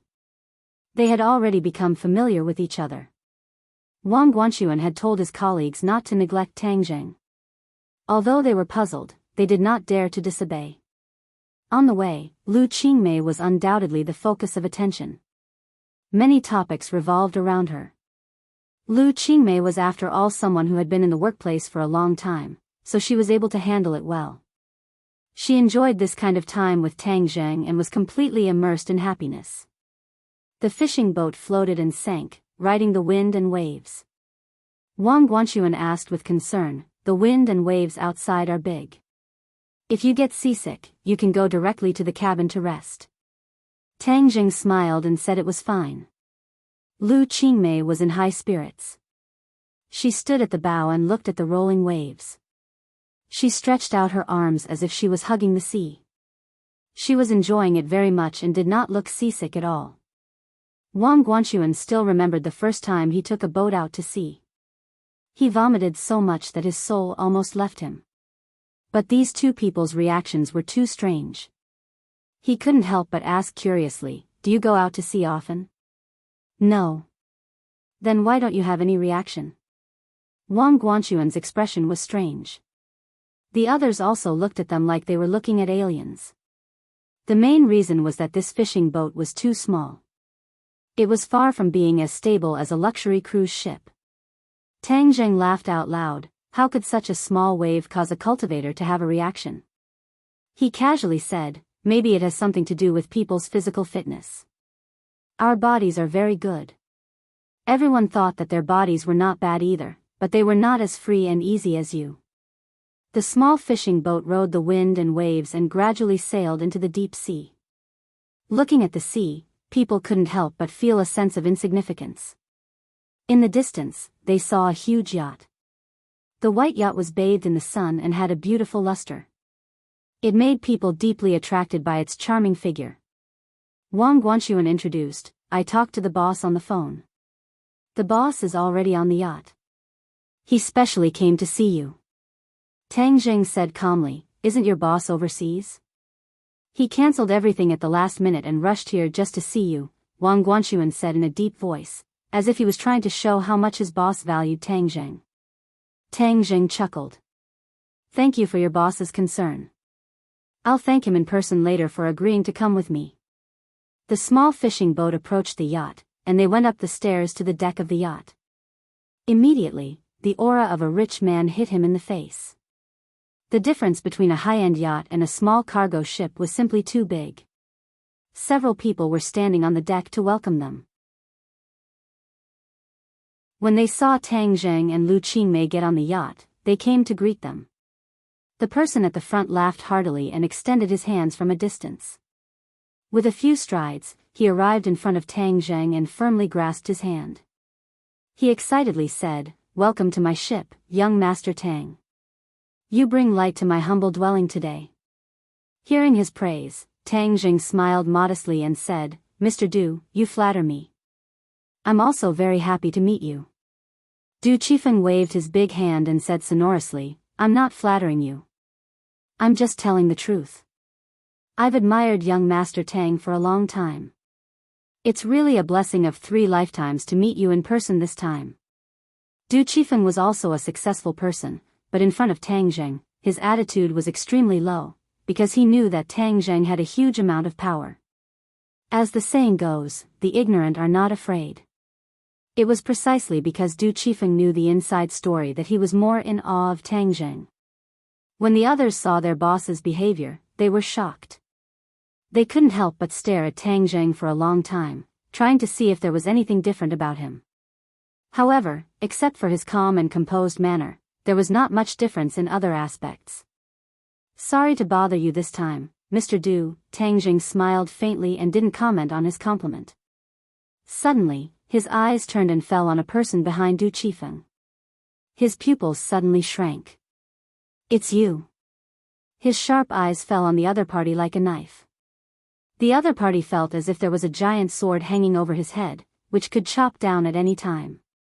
Danger lurked everywhere. He was shocked. It seemed that compared with the rumors, Tang Zheng was even better. Compared with the beginning, it was really a difference between heaven and earth. Du Qifeng turned his head and happened to see his bodyguard. Speaking of this bodyguard, he was a very capable person. He had once pulled Du Qifeng back from the gates of hell, so Du Qifeng valued him very much. "Young Master Tang, do you know each other?" Du Qifeng asked curiously. "Of course, I know the famous cold-faced killer, Xiao Xiaolong. How can I not know him?" The corner of Tang Zheng's mouth hooked up. He really didn't expect to meet him here. He almost forgot this person. At the beginning, on the train to Dianan, he met Xiao Xiaolong. Because of Li Xiaotian's instigation, he was almost killed by Xiao Xiaolong. Later, Long Tingyu sent Xiao Xiaolong to assassinate Mu Hongyan and her daughter. He was defeated by Tang Zheng. After Mu Hongyan pleaded for mercy, he let Xiao Xiaolong go back to pass the message. Xiao Xiaolong once said that he would definitely challenge Tang Zheng again to correct his master's name. But since then, Xiao Xiaolong seemed to have evaporated from the world. There was no news and he never appeared. Tang Zheng's realm was getting higher and higher. He almost forgot about this person. Now that he saw him again, he was naturally very surprised. Oh, I didn't expect young Master Tang to be so knowledgeable. You even know the origin of my bodyguard. Du Qifeng was stunned. Of course, he investigated his bodyguard very clearly and knew what he had done. It was precisely because of his experience that Du Qifeng looked at him differently. Because he was an assassin, he could more effectively prevent the assassination of other assassins. It was the safest to let him be a bodyguard. Xiao Xiaoling's expression was very complicated. After he was let go by Tang Zheng, he was obsessed with swordsmanship. He hoped that he could come up with a way to crack Tang Zheng and correct his master's name. But later, there were more and more rumors about Tang Zheng, which almost made his confidence collapse. He gradually understood that he was far surpassed by Tang Zheng. It was impossible for him to beat him. Disheartened, he directly left the assassin industry. He happened to meet Du Qifeng, so he turned into a bodyguard. He never thought that it was the will of heaven that made him meet his nemesis. His eyes flickered, and he didn't dare to look at Tang Zheng's eyes. But in the end, he still raised his head. His eyes flashed and stared at Tang Zheng. For a moment, the atmosphere was a little strange. Du Qifeng was also a smart person. He immediately noticed the clues. He looked left and right and asked, "Young Master Tang, is there any secret in this?" Before Tang Zheng could answer, Xiao Xiaoling had already stepped in front of Du Qifeng. He faced Tang Zheng and said coldly, "Tang Zheng, I want to challenge you." Challenge? Everyone was shocked. Other employees didn't know the details of Tang Zheng, but they heard a lot of rumors about the boss's mysterious bodyguard. It was said that several assassins came to assassinate the boss, but they were all killed by this bodyguard one by one. He was extremely powerful. He took the initiative to challenge Tang Zheng. Wasn't this bullying the weak?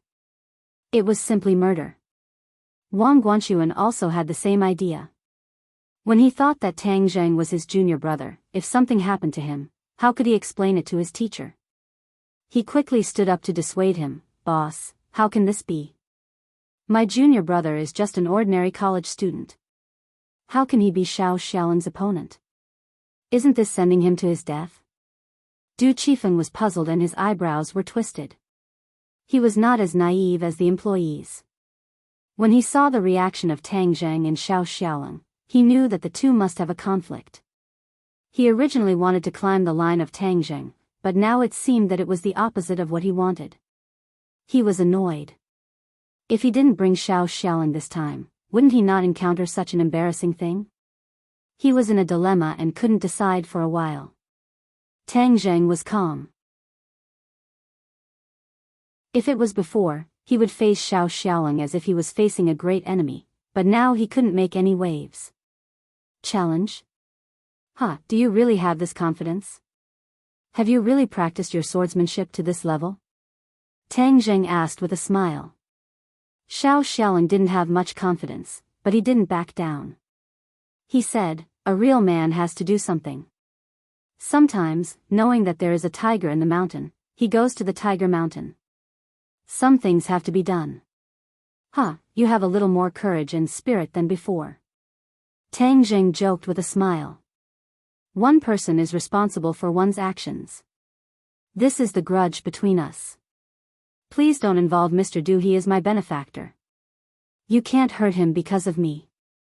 Xiao Xiaoling was afraid of venting his anger on Du Qifeng, so he said in advance. "Xiao Xiaoling, you." Du Qifeng's heart moved. For a moment, he didn't know what to say. He didn't expect him to be so righteous. Xiao Xiaoling cupped his hands to Du Qifeng and said, "Mr. Du, I can only repay your kindness in my next life."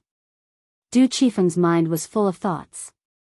He said, "Don't say that. You still have a good time. Why do you do stupid things?" Du Qifeng had heard too many rumors about Tang Zheng. Those brilliant achievements were like medals of victory hanging on his chest, which made it impossible for people to turn a blind eye to them. There are some things that must be done, even if they die. Xiao Xiaoling said resolutely. The others were infected by his momentum. Their hearts couldn't help but be suspended. They looked at the two people nervously. This change surprised them. They all guessed that the next scene would be a bloody scene. Xiao Xiaoling, you can't bully people like this. Tang Zheng is my junior brother. He is an ordinary student. What hatred do you have with him? What resentment do you have to be so ruthless that you have to take his life?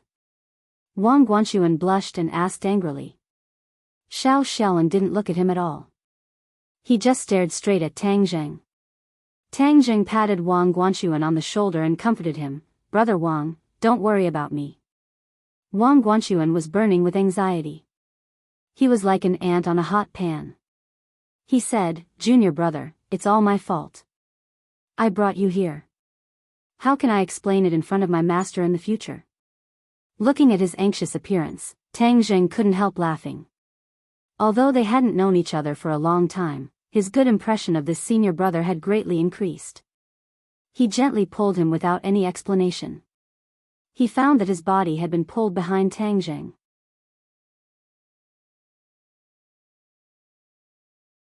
Chapter 1001. The others were infected by this somber atmosphere.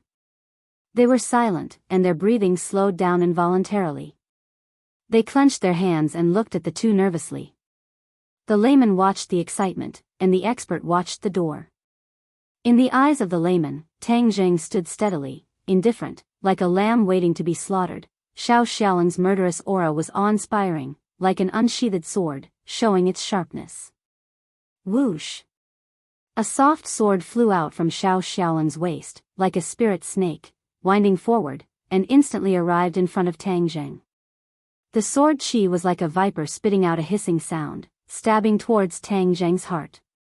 Xiao Xiaoling was an assassin, and he went straight to the vital point. This was his habit, and reaction developed from years of training. The others' breathing stopped at this moment. They were all frightened by this sword, as if it was coming for them. The next second, their hearts would be pierced by this sword. The tip of the sword went straight to Tang Zheng's heart. He finally moved. He shot like lightning. His body did not move at all, like a towering mountain, immovable. But his hand was so fast that almost no one could see the trajectory. Xiao Xiaoling's pupils suddenly shrank, and his heart seemed to burst out of his throat. But he still did not turn back and tried his best to win. Suddenly, there was an explosion of exclamation. The others' eyelids suddenly jumped. They only saw that the sword in Xiao Xiaoling's hand was gone. Instead, Tang Zheng held a sword in his hand, shining with cold light, and aimed at Xiao Xiaoling. Xiao Xiaoling seemed to have been immobilized. He suddenly stopped in front of Tang Zheng and stared blankly at his empty hands. Defeated. A crushing defeat. One move, just one move, he was defeated. He originally thought that he could still hold on to a few moves, but he didn't expect to be defeated in a mess. He couldn't help but become at a loss. What he had done before was useless. Why could Tang Zheng be so powerful? It was a joke to want to give Master a proper name. At this moment, all his pride was defeated and scattered into the dust. He was dejected, and his proud head drooped down. The others' reactions were even more wonderful. Their jaws almost fell to the ground. What happened just now? Why did it end as soon as it began? The most important thing was that it ended so strangely. Shouldn't it be a scene of blood splattering everywhere? Everything was quiet, as if it was a dream, so unreal. Even Du Qifeng, who had long heard of Tang Zheng's great reputation, felt his heart tighten. He really didn't expect that everything would turn out like this. The bodyguards he relied on all the time were so weak. For a moment, he stood there in a daze, not knowing what to do. Only Lu Qingmei was not surprised at all. A beautiful arc appeared at the corner of her mouth. This was her man. As expected, he was as dazzling as the stars. The other enemies could not cause any waves in front of him. Shwa! The sword light flashed, and the tip of the sword pressed against Xiao Zhao's chest. Xiao Zhao's whole body was stiff, but he did not retreat, because he knew that he had been completely locked by Tang Zheng. It was impossible for him to escape. Kill me. I have no face to see my master after being defeated by you. Xiao Xiao coldly straightened his neck and said without fear. Seeking death? Naturally, I will fulfill your wish. Tang Zheng said without batting an eyelid, but his words caused everyone's heartstrings to tremble. The other people's gazes towards Tang Zheng underwent an earth-shattering change. It turned out that he was not a little sheep without the strength to truss up a chicken. No wonder the boss valued him so much. Wang Guanxuan's brain almost lost its ability to think. Wasn't he his junior brother? How could he be so powerful? Suddenly, he remembered Professor Qi's intriguing words and smile. His heart moved. Could it be that this was the real strength of Tang Zheng? His weak strength was just an illusion. At this point, he subconsciously looked at Tang Zheng and felt that he could not see through this junior brother. But before you die, let's make it clear who your master is. If you don't even dare to report your master, it can only mean that your master is too weak and not worth mentioning. Tang Zheng deliberately provoked him. Xiao Zhao's swordsmanship was extraordinary. It was definitely taught by a famous teacher. Nonsense. My master is a dignified grandmaster. How dare you slander him? Xiao Xiao flew into a rage. You listen to me. My master is a great master of swordsmanship, the god of swords. God of swords? Tang Zheng was shocked and looked at Xiao Xiao inconceivably. Although he guessed that Xiao Zhao's master was a great master of swordsmanship, he could not guess that he was the god of swords. The god of swords died because of him. No wonder Xiao Xiao was so angry and wanted to fight with him. So, you are a disciple of the Sword Pavilion. Legend has it that the god of swords only has 3 disciples. Are you the 4th? Tang Zheng asked curiously. Xiao Zhao's face turned red, showing shame. He said, I did not abide by the rules of the Sword Pavilion and was expelled from the Sword Pavilion. I have no face to mention my master's name again. Abandoned disciple of the Sword Pavilion? Tang Zheng raised the corner of his mouth. Interesting. What rules of the Sword Pavilion did you violate? How could you be expelled from the sect? Why do you ask so clearly? Are you ridiculing me? Xiao Xiao asked. You have already been defeated by me. Do I still need to ridicule you? Xiao Zhao's expression darkened. It was obvious that Tang Zheng's words were reasonable. He hesitated for a moment and said, My master is a great master of his generation, the master of the Sword Pavilion, but he was restrained and insulted by the Lord. I advised my master to leave the Lord, and my master expelled me from the sect. When Xiao Xiao saw the Lord reprimanding the god of swords, he was angry and contradicted the Lord. Later, he persuaded the god of swords to leave the Lord, but he never thought that the god of swords was loyal to the Lord. His disciple naturally became a sacrifice and was expelled from the Sword Pavilion. The Sword Pavilion and the Lord are one. Your behavior will naturally violate the taboo. It is normal for you to be expelled from the sect. You are not a fool. Why do you still do it knowing this? Tang Zheng asked. In my heart, there is only the Sword Pavilion and my master. As for the Lord, humph, I have never considered it. You want me to work for him? Wishful thinking. Xiao Xiao said resolutely. Tang Zheng's eyes lit up. Xiao Xiao was not as confused as the other disciples of the Sword Pavilion. He was dead set on the Azure Dragon Hall and the Lord. This was really unexpected. My master died in your hands. I am incompetent now.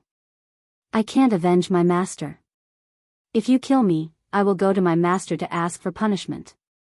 Although the god of swords is dead, and the Sword Pavilion's lair has been destroyed by me, Song Yu escaped with a group of disciples of the Sword Pavilion. Who is Song Yu? You should know better than me. Do you have the heart to watch these fellow disciples under his leadership step by step to destruction? Tang Zheng asked. Xiao Zhao's eyes flashed with a touch of light, and then quickly dimmed. He said, My master is no longer here. Why should I care about the life and death of others? Although he said this, the emotions in his eyes fluctuated greatly. Tang Zheng's fiery eyes immediately caught this look. He said, "You don't care about the life and death of others, but don't you care about the Sword Pavilion signboard? I'm afraid that the God of Swords doesn't want this signboard to be completely covered in dust, and he doesn't want this signboard to fall into the hands of a villain." Xiao Xiao knew a lot about Song Yu. When he was expelled from the Sword Pavilion, Song Yu had not yet entered the Sword Pavilion. However, Xiao Xiao had always been very concerned about the Sword Pavilion. Naturally, he had a way to know that someone had replaced his original position. As for Song Yu, he had investigated a lot and knew his temperament very well. After listening to Tang Zheng's words, his mood was not as turbulent as on the surface. Deep worry emerged in the depths of his eyes. The Sword Pavilion was the God of Swords' painstaking effort. Did he really have to listen to the manipulation of people like Song Yu? To be honest, Xiao Xiao did not want to see this situation. "Humph, do you want me to work for you and be an enemy of Song Yu?" Xiao Xiao was very smart and immediately guessed Tang Zheng's intentions. Tang Zheng smiled and did not hide it. He praised, "You are really smart. You guessed it so quickly." From the incident of Li Xiaotian subduing the Li Palace, Tang Zheng was inspired. No matter if it was the Li Palace or the Sword Pavilion, they both possessed powerful energy. If they were to directly destroy these two organizations, it would be too much of a pity. This was the best way to deal with them. Li Xiaotian, relying on her identity as the Holy Maiden of the Li Palace, could subdue most of the disciples of the Li Palace and control the Li Palace. If it was an outsider, even if he had a strong backing, it would be impossible to do this. In the same way, although Xiao Xiao was an abandoned disciple of the Sword Pavilion, after all, he was the personal disciple of the Sword God.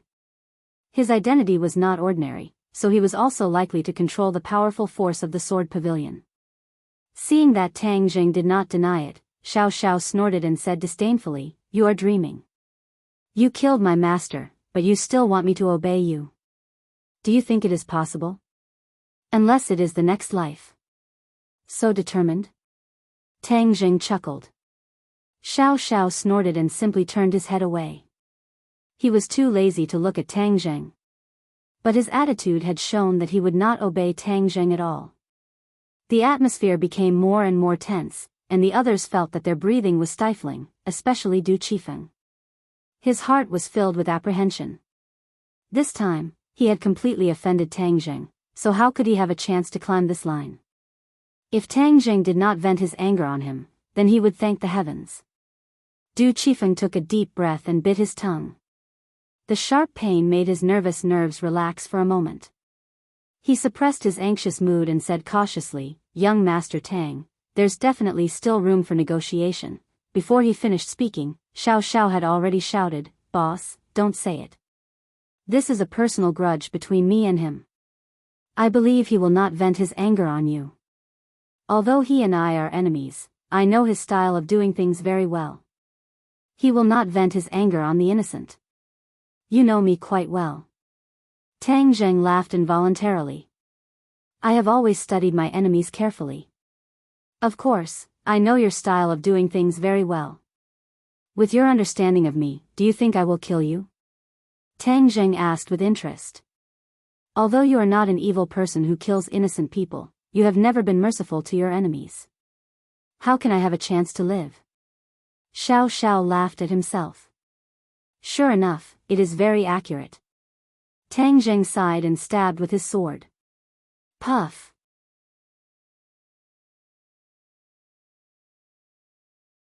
Chapter 1002.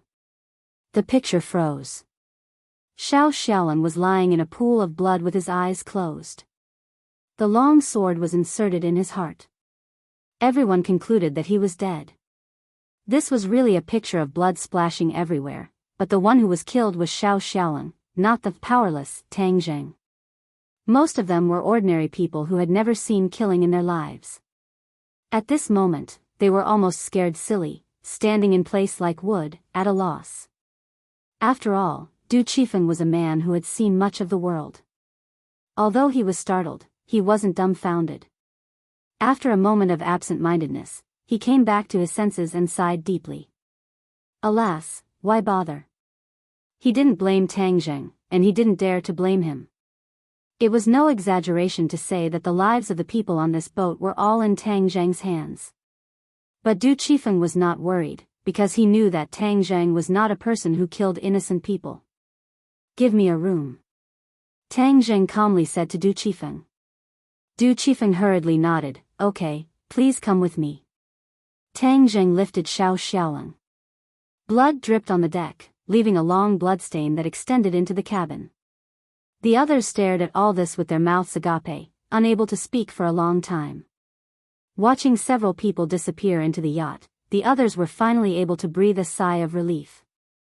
They looked at each other with pale faces. Brother Wang, what exactly is your junior brother doing? Someone couldn't help but ask. Wang Guanxuan shook his head. He had already guessed that Tang Zheng was extraordinary, but he didn't expect him to kill people. This was too much of an impact on his three views. The yacht was filled with a chilling and frightening atmosphere. Inside the cabin, Du Qifeng was stopped outside the door. Lu Qingmei stood at the door as a bodyguard.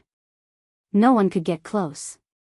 Du Qifeng wanted to find some topics to break the silence, but looking at Lu Qingmei's beautiful face, he felt that all words were pale and powerless. He remembered very clearly that Lu Qingmei didn't even blink in the face of that scene. Sure enough, none of the people around young Master Tang are easy to deal with. Even this seemingly weak beauty is not an ordinary person. Du Qifeng was filled with emotions. Although he was usually in high spirits, he also felt a sense of pressure in front of Lu Qingmei. Thus, he said embarrassedly, just let me know if you need anything. I'll be right outside. Lu Qingmei nods solemnly. Du Qifeng turns around and leaves. When Du Qifeng came to the deck, the others gathered around him and started asking questions. Boss, what's going on? Who is that person? How dare he kill people? Yeah, this is murder. What should we do? I saw that he didn't even blink. Will he kill us? Seeing that everyone was still in a state of shock, Du Qifeng reached out his hand and pressed down. The others immediately quieted down and looked at him with burning eyes. Don't worry, everyone. There will be no problem with your personal safety. That's just a personal grudge between young Master Tang and Xiao Xiaolong. Young Master Tang is clear about his grudges and will never involve the innocent. Du Qifeng comforted. But that's murder. Isn't he afraid of leaking the news and then silencing us? Du Qifeng laughed. His eyes narrowed into two slits. He said, if anyone wants to report young Master Tang, go ahead, but I guarantee that he will regret it. I don't dare, I don't dare. Everyone quickly waved their hands in panic. Du Qifeng saw that Wang Guanxuan didn't say a word. He patted him on the shoulder and said, don't let your imagination run wild. Your junior brother is not simple. How can this wind and waves overturn his huge ship? Wang Guanxuan suddenly raised his head, stared at Du Qifeng and asked, Boss, what kind of person is my junior brother? Seeing that he actually asked such a question, Du Qifeng laughed and said, Guanxuan, you don't even know the details of young Master Tang. Alas, what can I do for you? You have a treasure mountain but you don't know it. Do you know how many people want to climb the line of young Master Tang but can't do it? This is your opportunity. Don't miss it. What kind of person is my junior brother? Wang Guanxuan persistently asked. He. Du Qifeng thought for a while and said in a deep voice, his glorious deeds can't be explained in a few words, but you just need to remember that he's someone we can't afford to offend. Someone once made an enemy of him, but in the end, they disappeared and turned into the dust of history. The Chu family and the Song family in the capital are one of them. The Chu family and the Song family in the capital. These words exploded in everyone's ears like thunder, making them feel dizzy and disoriented. There were huge waves in their hearts. Although these two families were too far away for ordinary people, there were many rumors on the streets. They had heard a few words and knew how powerful these two families were. Some time ago, The news of the two families' sudden destruction had become the topic of conversation during their leisure time, but they didn't expect that the person who caused this change was standing in front of them. This matter was far more shocking to them than just killing someone, because to do this was 1,000,000 times more difficult than killing a person. Everyone looked at each other and couldn't speak for a long time because they really couldn't find words to describe their mood. Du Qifeng was not surprised by their reaction. He warned them, "Now you understand my good intentions, right? So, keep your mouths shut. This is the only way to protect yourself. Otherwise, don't blame me for not warning you if you get into trouble in the future." Everyone was like a chicken pecking at food. They kept nodding and said in horror, "Understood, boss, don't worry, we will never say half a word." "What is young Master Tang doing now?" Someone glanced at the cabin and asked curiously. Du Qifeng was also very curious. He turned his head and looked at it. He quickly warned, "Don't inquire about what you shouldn't know." In fact, he was also very curious about what Tang Zheng was doing. What was Tang Zheng doing? After he put Xiao Xiaolong down, he put a few wounds on him to stop the bleeding. Xiao Xiaolong's life was hanging by a thread, and his vitality was almost completely cut off. That sword pierced his heart. If it weren't for his profound skill, he would have died. But in the face of modern medicine, the injury of this sword was still fatal. There was no effective way to save his life. However, Tang Zheng was a person who repeatedly created miracles. When he stabbed that sword, he already had a plan in mind. Therefore, he calmly took out a 9-turn soul return pill, pried open Xiao Xiaolong's mouth, and stuffed it in. The 9-turn soul return pill melted in his mouth and turned into a warm current that spread from his throat to his whole body, quickly exerting its medicinal effect. The wound in his heart was healing rapidly. The 9-turn soul return pill made this dying body glow with a strong vitality, just like a withered tree in spring. Ah! A cry of surprise came out of Xiao Xiaolong's mouth. He was like a suffocating person who suddenly breathed a mouthful of air. He suddenly opened his eyes, sat up, greedily took a big breath of air, and made a sound in his throat. His eyes were straight, and his scattered sight gradually focused, and he saw everything in front of him again. Just now, he had always thought that he was going to die, and even felt that he had seen the legendary underworld. In this life, as an assassin, he didn't know how many people had died in his hands. This time, he died in the hands of Tang Zheng. He didn't have much resentment. This was his destiny. He had already understood this. In fact, it was good to die. He could go to see his master, and his fellow disciples. With them, he could find a real home. But somehow, as if there was an invisible big hand suddenly appeared, tightly grasping him. This force was so great that it directly pulled him back from the gates of hell. Xiao Xiaolong saw everything in front of him clearly and found that Tang Zheng was looking at him with a smile. He was shocked and subconsciously stepped back, exclaiming, "What's going on? Am I not dead? Then do you think you are dead or alive now?" Tang Zheng shrugged and asked. As an assassin, Xiao Xiaolong certainly knew the means of killing people very well. The sword pierced his heart, and there was no possibility of survival. He suddenly bowed his head, and the clothes on his chest were dripping with blood. He quickly tore off his clothes and exposed his chest. Although his chest was covered with blood, there was no trace of a wound. He couldn't believe it. He kept groping around, but still couldn't find a wound. As if he had seen a ghost, he shouted, "What's going on? Don't you want to die? I'll help you." Tang Zheng said lightly. "Then why am I not dead now? You've already died once. This new life was given to you by me. You'll listen to me in your next life. This is your next life. As an assassin, you should keep your promises. Now, it's time to fulfill your promise." This was Tang Zheng's plan. Xiao Xiaolong was a talent, and he was once a disciple of the Sword Pavilion. It was most effective to use him to deal with Song Yu, who was erratic. Although he thought that Song Yu couldn't make any big waves, he didn't intend to take it lightly. There were too many salted fish turning over. Song Yu, this salted fish, may also turn over. Of course, he wouldn't give Song Yu this opportunity. Moreover, if Xiao Xiaoling unified the sword pavilion, the strength of the Lord would be weakened again, making him a commander without an army, which would be much easier to deal with. Xiao Xiaoling was stunned. His life was indeed saved by Tang Zheng. Did he really have to surrender to him? Suddenly, he was in a dilemma and didn't know what to do. If you want to break your promise, then I'm wrong about you. Humph, what cold-faced assassin, it turns out that you are a person who doesn't keep his word. The sword pavilion has cultivated such a person. Hee, the sword god's reputation is nothing more than this. Tang Zheng said coldly. You are not allowed to insult my master. Xiao Xiaoling's temples bulged high, and his eyes stared at Tang Zheng with fire.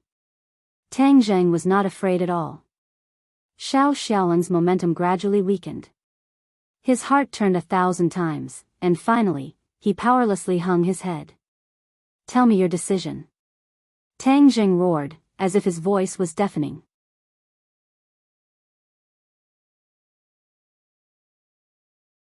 Chapter 1003. When the voice fell, Xiao Xiaoling's momentum changed greatly.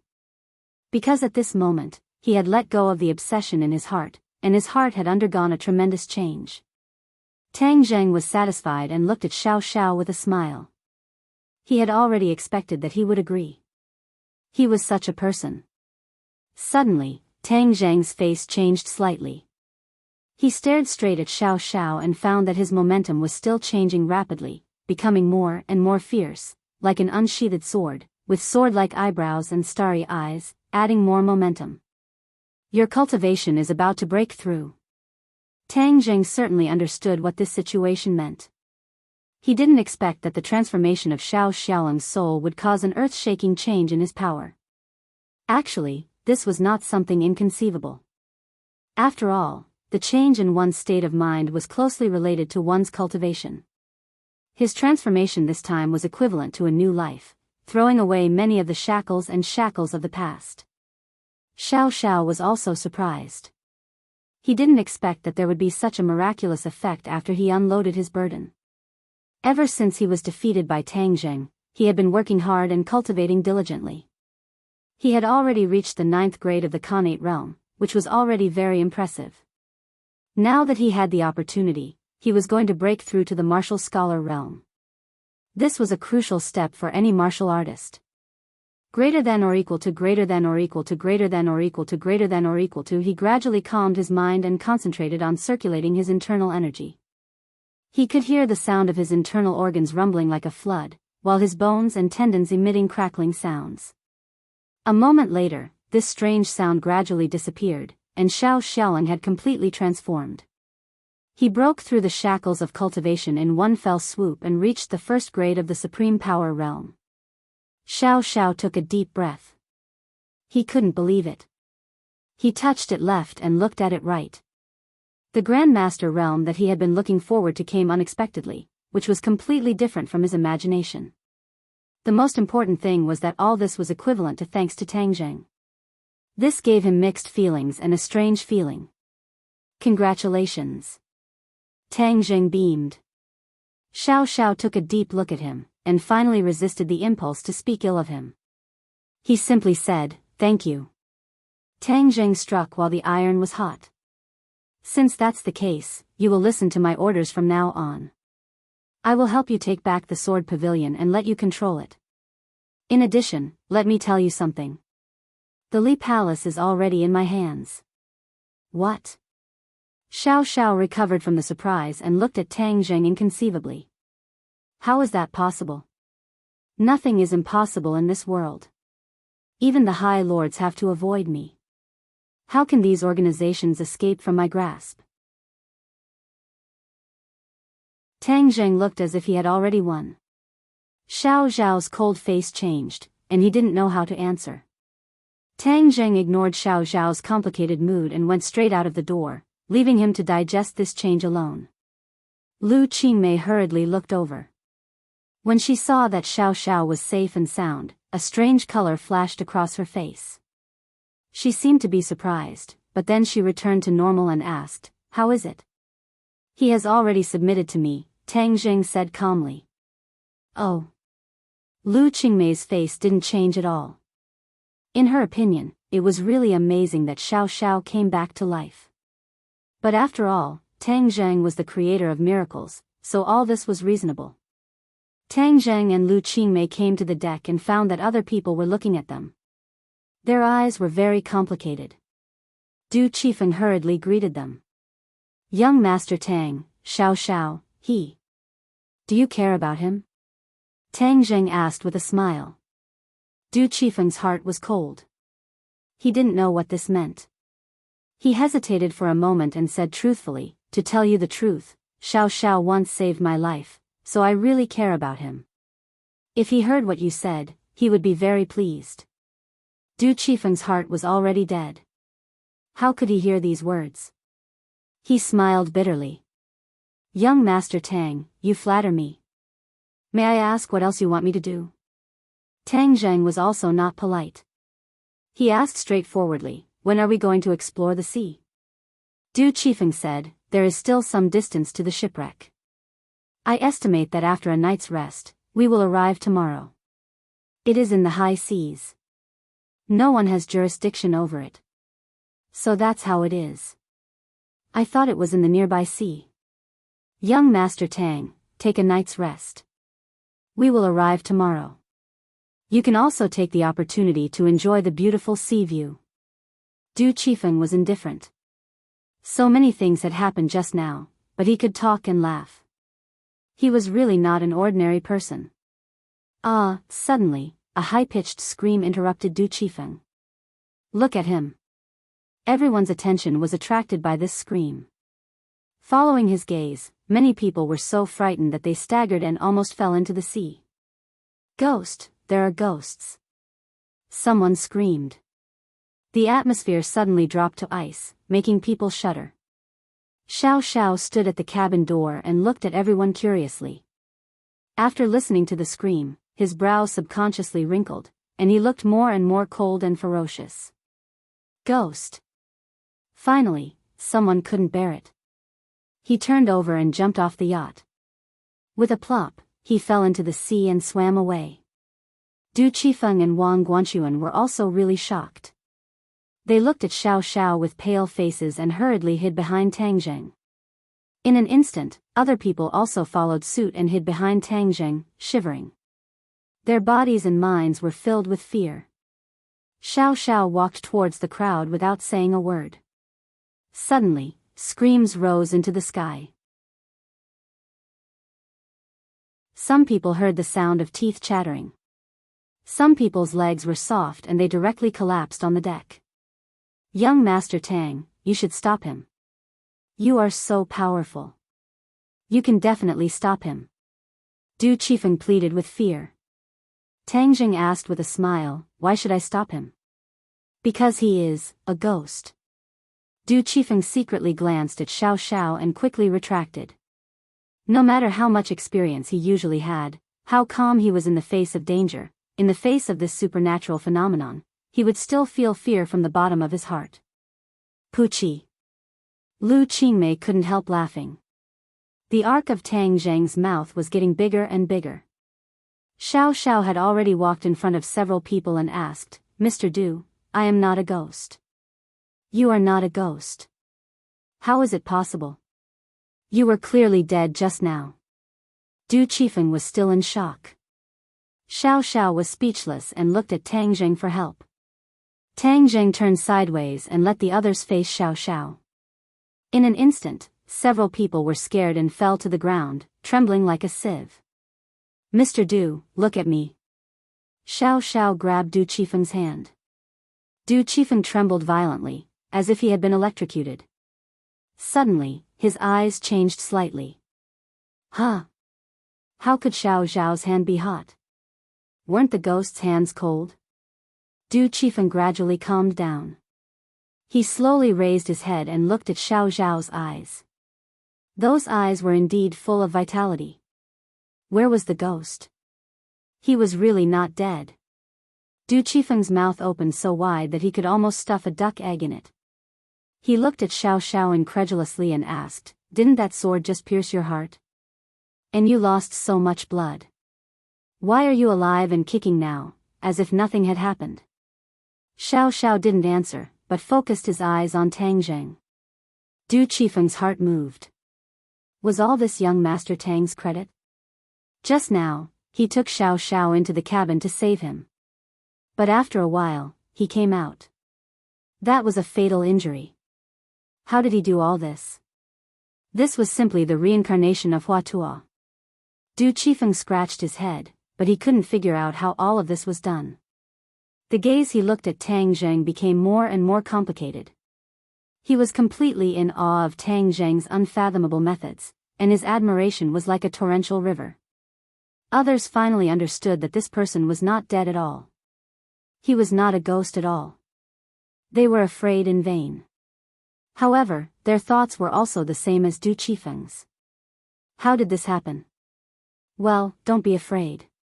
He's not dead. He's just injured. Now his injury has healed. He's a living person. Tang Zheng saw that the time was almost right, so he finally said aloud to ease everyone's tension. The group of people seemed to have eaten a calming pill as they finally revealed an expression of relief. Since he was not dead, then everything was fine. Originally, some people were worried that Tang Zheng would kill them to silence them, but now it seemed that they did not need to worry about that. Looking at his colleague who had swam a long distance, Wang Guanxuan hurriedly shouted, "Come back. It's all right. Everything is just a false alarm." The man turned his head from a distance and saw a group of people looking at him with a smile. Only then did he realize that it was a misunderstanding. He swam back in embarrassment. This farce came to an end for the time being. Tang Zheng and Lu Qingmei snuggled up to the bow of the ship and watched the sunset. Many other people looked at them from a distance, but no one dared to disturb them. Du Qifeng took Xiao Xiaoling back to the cabin. Before he had time to speak, Xiao Xiaoling had already said, "Mr. Du, after this time, I'm afraid I can't follow you." Du Qifeng was surprised and said, "Why?" "Because I want to go with Tang Zheng." "Ah, go with him? Aren't you life and death enemies? That's already a thing of the past. Now it's different." Xiao Xiaoling said bitterly. "What's the difference?" Du Qifeng was ready to break the pot and ask to the end, because it was too difficult to find such a powerful bodyguard like Xiao Xiaoling. He didn't want to let him go unless he had to. "Because Tang Zheng will definitely let me go, so I'll remind you in advance." Du Qifeng's face was stiff. This sentence was like a huge stone pressing down on him. No matter how many words he had to persuade him, they were choked in his throat. There was no way to spit them out. "You and him?" Du Qifeng asked hesitantly. "You'd better not inquire about me and him. In a word, thank you for taking care of me during this time." Xiao Xiaoling sighed. Du Qifeng heaved a long sigh and understood that things had come to this point and couldn't be disobeyed. He patted Xiao Xiaoling on the shoulder and said, "Well, young Master Tang is a very powerful person. It's good for you to follow him. We are also acquaintances. I hope you can say more good words in front of young Master Tang in the future."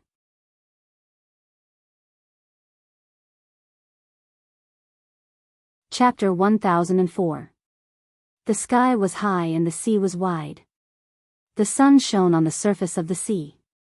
The yacht's engine had been turned off. It floated on the surface of the sea and arrived at the shipwreck site. Everyone was busy. They put on their diving suits and put down the small submarine. This small submarine was specially used for scientific research. It could seat about 10 people. Lu Qingmei also put on her diving suit. Her curvaceous body was clearly visible. Many people quietly looked at her and quickly looked away. There was no doubt that Lu Qingmei was a flower among thousands of grasses. She was indeed very attractive. Brother M, you really don't want to change your diving suit? The water pressure below is not small. In a while, we will leave the submarine and enter the cabin. It will be very dangerous if we don't have a diving suit to resist the water pressure, Wang Guanxuan advised. Tang Jing smiled and shook his head. Don't worry, I have my own way. Seeing him so confident, Wang Guanxuan couldn't continue to persuade him. He could only say, then if you feel that it's not appropriate, you can stay in the submarine. Tang Jing smiled and didn't comment. The group of people dressed up. Du Qifeng gave everyone a pre-war motivational speech. It was a passionate speech that made people's blood boil. Get on the submarine. Let's go. With an order, 10 people sat on the submarine. The submarine started. Wang Guanxuan sat in the main control seat and drove the submarine bit by bit to the bottom of the sea. The submarine had portholes. Through the special glass, they could see the scenery outside. The blue sea water rippled outside the porthole. Occasionally, a group of tropical fish swam by. It was a beautiful scene that made people feel relaxed and happy. It's so beautiful.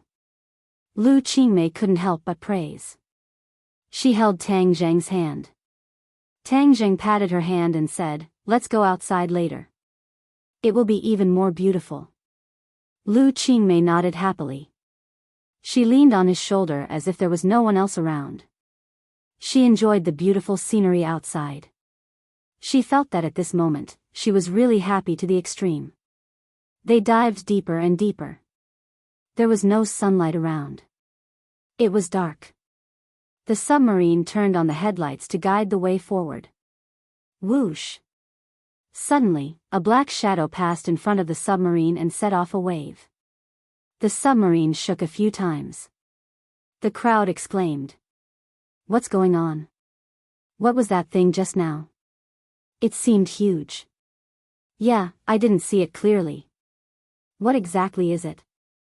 Fear spread through the crowd. Wang Guanxuan remained calm and said loudly, don't scare yourself. It's definitely just a big fish. We have submarines. What are you afraid of? Bang! As soon as he finished speaking, a loud sound rang out. The submarine shook violently and fell straight down. Ah! Screams rose and fell one after another, as if they were competing in a high-pitched competition, each scream louder than the last. Wang Guanxuan hurriedly steadied the submarine, but the group was trembling with fear. The last time they had dived, it had been very smooth, but they had never encountered such a strange thing. Could it be a ghost? A lot of people must have died in this sunken ship and turned into vengeful spirits, coming to claim our lives, just like in the movies. You've watched too many horror movies. Wang Guanxuan said snappily. What exactly is that? Everyone looked at each other. Just now, they were highly nervous and their hearts were filled with fear. How could they have seen clearly what had happened? Lu Qingmei subconsciously held Tang Zheng's hand tightly. He patted her shoulder and comforted her, don't be afraid. It's not a vengeful spirit. Besides, even if it is something like that, I have a way to deal with it. He was a man who had been to the ghost festival. How could he be afraid of vengeful spirits?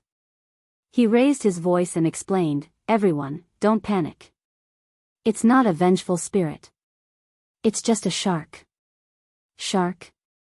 Tang Jing nodded, yes, it seems to be a great white shark.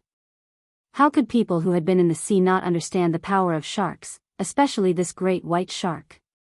It definitely had a strong attack power. It was even more frightening than the vengeful spirits. Everyone's faces were pale. Even Wang Guanxuan trembled as he said, how could we be so unlucky? The last time we came down, we didn't encounter any sharks. We need to quickly go back. If we are targeted by a great white shark and we don't have any defensive power, we will definitely die. Hearing his words, Tang Jing speechlessly rolled his eyes. Was he directly ignoring him? He coughed to attract everyone's attention. Then he calmly said, actually, sharks really aren't scary. They are easy to deal with. How is that possible? Every year, a lot of people die in the mouth of sharks. Yes, they will be easy to deal with. These people were really scared by the name of the great white shark. That's for others. For Tang Zheng, sharks are a piece of cake. Lu Qingmei didn't want to see her beloved be looked down upon, so she argued. Really? Everyone seemed to have grasped at a life-saving straw. I will go out and deal with the sharks. You guys continue to dive. I will come later. Tang Zheng said lightly. Seeing that he was so casual, everyone looked at him nervously. Tang Zheng had already stood up from his seat. Be careful. Lu Qingmei affectionately pinched him and reminded him. Tang Zheng smiled and nodded. He got out of the submarine and was met with a bloody mouth. 2 rows of white teeth attacked him and bit down on his head. Bang! He casually threw out a punch and his fist directly hit the teeth. With a crack, the teeth broke. The great white shark was in pain. It suddenly turned around and swept its tail at Tang Zheng. It was like an iron fan sweeping over, causing a large wave. Bang! With another simple punch, the great white shark's tail turned into a bloody mess. Tang Zheng leaped. Although he was in the deep sea, to him, it was as if he was on land. Bang bang bang. Punch after punch, every punch landed on the great white shark's body. Traces of blood seeped out. Huh! Tang Zheng exclaimed. He was very clear about the power of his fist. It was enough to break through stone, but when he hit the great white shark's body, it did not completely break through the defense of its fish scales. This was not normal. Since when did the great white shark have such a strong defense? The great white shark's eyes stared straight at Tang Zheng. It was filled with anger and bloodthirsty killing intent. Its eyes contained too many things. It was like the eyes of a living person. It was poles apart from ordinary animals. Tang Zheng could not help but frown. This great white shark was strange and definitely not ordinary. The great white shark was not afraid.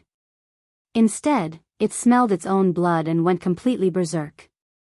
With a swing of its tail, it crazily bit at Tang Zheng. Shwa! The War Soul sword appeared in Tang Zheng's hand. With a slash of the sword, the seawater automatically split into 2. The sword light ruthlessly slashed at the great white shark's head. With a poochie sound, the sword light passed through its body. A large amount of blood surged out. The great white shark was split into 2 halves. In front of the War Soul sword, all of the great white shark's defenses collapsed. The great white shark's corpse quickly sank to the bottom of the sea. Tang Zheng took a deep look and chased after the submarine. His eyes became darker and darker. He could not even see his fingers. He crossed his fingers and snapped his fingers. A ball of true fire emerged from his fingertips. This ball of true fire was not afraid of the seawater. It continued to burn, illuminating the path ahead. A moment later, he finally saw the submarine in the distance. However, he was quickly attracted by a huge silhouette beside it. It was as if a small mountain range was lying at the bottom of the sea. Most of it was covered by sand. This was the battleship. Hey, I finally saw you. I'm very curious about what's inside. Tang Zheng muttered to himself and swooped down. There was no one in the submarine. The others must have entered the battleship. On the surface of the battleship, there were many messy footprints. He lowered his center of gravity and stood on the ship. He took a step forward and chased after it. As expected, there were a few cannons on both sides of the deck. It was just that they had long been corroded by the seawater and were covered in rust. He walked straight into the cabin. The cabin was even darker and gloomier. If an ordinary person were to come here, they would probably walk away. He looked left and right, but did not see anyone else. The structure of the battleship was extremely large and complicated. He did not know where they had gone. Tang Zheng simply walked and observed his surroundings. He did not know much about battleships, so he could not tell what era it was from. However, there was no doubt that in ancient times, such a battleship was definitely the king of the sea. What kind of strong enemy could make such a battleship sink into the sea? He could not help but think of the treasures that Wang Guanxuan had mentioned. How could there be so many treasures on a battleship? All of these mysteries were like a large net covering him, causing him to be puzzled. Suddenly, a place on the wall of the cabin attracted his attention. He immediately went over to take a closer look. There were actually a few scratches, as if they were made by sharp claws.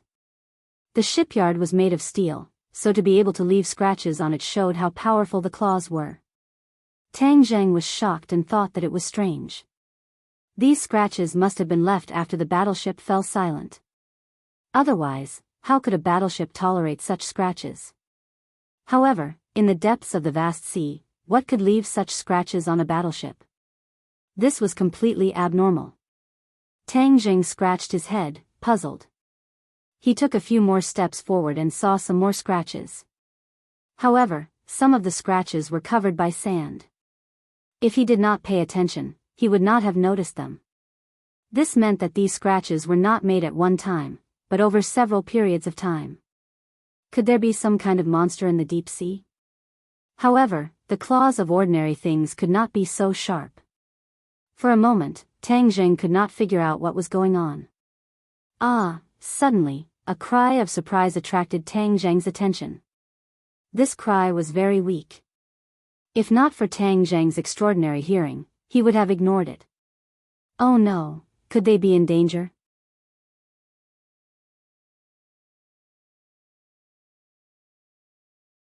Chapter 1005. Tang Zheng passed through layers of cabins and came to the bottom of the battleship. Suddenly, a black shadow rushed towards him. Tang Zheng's heart trembled. He stretched out his hand and grabbed the other party. Ah! A scream sounded. Tang Zheng's head loosened. It turned out that the black shadow was a person. He finally saw clearly that it was one of his own people. However, he was wearing a diving mask so he couldn't see his face clearly. The other party was clearly terrified. They bared their fangs and brandished their claws. They kept waving their arms and screaming. Don't panic. What happened? Tang Zheng shouted. It was like the morning bell and evening drum exploding in his ears. The other party was stunned and finally regained his composure. When he saw Tang Zheng's appearance clearly, he couldn't hide the surprise in his eyes. He cheered. Young Master Tang, it's you. Quickly go and save people. We are in danger. Where? Just ahead. There are monsters. The voice came from the diving mask. It sounded a little dull. It made people's hearts fall to the bottom. You go back to the submarine first. Tang Zheng warned, and with a so sound, like a fish, he drew a white wave in the sea and disappeared in front of them. When he stepped through a cabin door, he finally saw everything in the cabin clearly. There were lights on. Although it was a little blurry, he could still see clearly. This cabin was very large. In the middle, there were 10 or so big boxes. Next to the boxes, there were piles of white bones. They were human skeletons. A few people were hiding in the corner. Some people were lying on the ground. It was unknown whether they were dead or alive. Only one person was standing in front of the wooden box, looking around vigilantly. In the darkness, there seemed to be a great danger lurking. Sister Mei. Tang Zheng recognized that person at a glance. It was Lu Qingmei. He was relieved. As long as she was fine, he hurriedly went to greet her. Whoosh! Suddenly, a black shadow jumped out from the darkness behind him. Its sharp claws directly scratched his back. Tang Zheng, be careful! Lu Qingmei shouted in fright. Tang Zheng's head trembled. He didn't even turn his head as he coldly snorted. I want to see what kind of monster actually dares to sneak attack me. Without even turning his head, he swung his sword backward. With a whoosh, sword light filled the space behind him, and with a pang, it slashed down on the opponent's claws, creating circles of ripples that spread out in all directions. Those who were close to him fell to the ground one after another, crying out in alarm. The monster scurried away and hid in the darkness again. Lu Qingmei rushed over and asked with concern, "How are you?" Tang Jing shook his head. He looked at her and asked, "What about you? Are you hurt?" Lu Qingmei smiled and said, "I'm not hurt. It's just that the gift you gave me is ruined." She spread out her hands and there were a few pieces of broken jade lying on her palms. These were the jade pieces that Tang Zheng had given to a few of his family members for self-protection. She didn't expect that they would come in handy this time and save her life. "It's okay. I'll give you a new gift when we get back. It's a deal." Lu Qingmei beamed with joy. "How are the others?" "They're not hurt. They're just scared out of their wits," Lu Qingmei said. Tang Jing secretly nodded and breathed a sigh of relief. He looked at the darkness around him and asked, "Do you know what kind of monster it is?" "I don't know. But it's a reptile. It looks like a big dog with a long tail. It's very cunning and very powerful. If you're hit by its claws, you'll definitely suffer a lot," Lu Qingmei said while pointing to the ground. The steel deck was scratched by the sharp claws and there were several huge cracks. "It has 4 legs and a long tail." Tang Jing frowned. A light flashed in his mind as he thought of the skeleton. Wasn't it very similar to this? There was also that extraterrestrial creature in the crystal. Could it be that there was a fish that escaped the net in the deep sea? Was that monster the mysterious extraterrestrial creature? Thinking of this, Tang Zheng was surprised and excited. If it was really an extraterrestrial creature, then he must capture it alive. He had always wanted to study extraterrestrial creatures, but that guy was in the crystal and he had no way to do so. Now that there was a ready-made one, he certainly couldn't miss it. He didn't know how strong the extraterrestrial creature was, so he looked at the others and wanted to ask Lu Qingmei to take the others away. But then he thought of how many extraterrestrial creatures there were. He didn't know at all. If they met on the way out, wouldn't they be walking into a trap? Thinking of this, he quickly said, "Everyone gather together. Don't be afraid.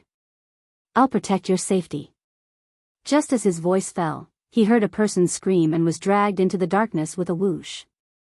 Immediately, the others were scared to the point of rolling and crawling, rushing to Tang Zheng's side. "Protect them. I'll go save them." Tang Zheng shouted loudly, and also rushed into the darkness. The true fire in his hands illuminated the darkness, and he saw that person being lifted high up in the air. With a leap, he rushed towards that person. Whoosh! A strong wind swept towards Tang Zheng's head. He quickly raised his sword and ding-dang made a sound. Sparks flew in all directions as a huge vibration force came from his palm. He finally saw clearly that it was a tail. This tail was actually able to contend with the Battle Soul Sword without any damage. It was really extraordinary. He also finally saw the other's appearance. It was exactly the same as the extraterrestrial creature in the crystal. It was just that its body was slightly smaller. However, its pair of eyes seemed to be magical, as if it could suck in a person's soul. 4 eyes met. The monster also saw Tang Zheng clearly. Its eyes flashed with an ominous glint. It opened its mouth and roared at Tang Zheng, letting out a sharp cry. Tang Zheng coldly snorted. He was not intimidated by the other's eyes. The Battle Soul Sword in his hand trembled and the sword light rushed towards the claws. The extraterrestrial creature had already experienced the power of the Battle Soul Sword and quickly let go of its claws. The man escaped and screamed as he fell from a high place. Tang Zheng flew up and caught the man. He then threw him into the distance and steadily landed in the crowd. The extraterrestrial creature did not run away. Instead, it stared at Tang Zheng. 4 eyes met, neither was afraid of the other. The extraterrestrial creature bared its teeth and roared at Tang Zheng. Tang Zheng coldly smiled and hooked his finger, saying, "Come. Let me see how much weight you have. Don't disappoint me. If you are too weak, then the sky beyond heaven will disappoint me." Roar! The extraterrestrial creature roared. The sound waves pushed the seawater forward. Tang Jing casually slapped out, and the surging power of his palm counteracted the power of the seawater. A black shadow flashed. The extraterrestrial creature had already followed the seawater and rushed over. Tang Jing also rushed up. One man and one beast immediately fought, setting off stormy waves. Boom, boom, boom.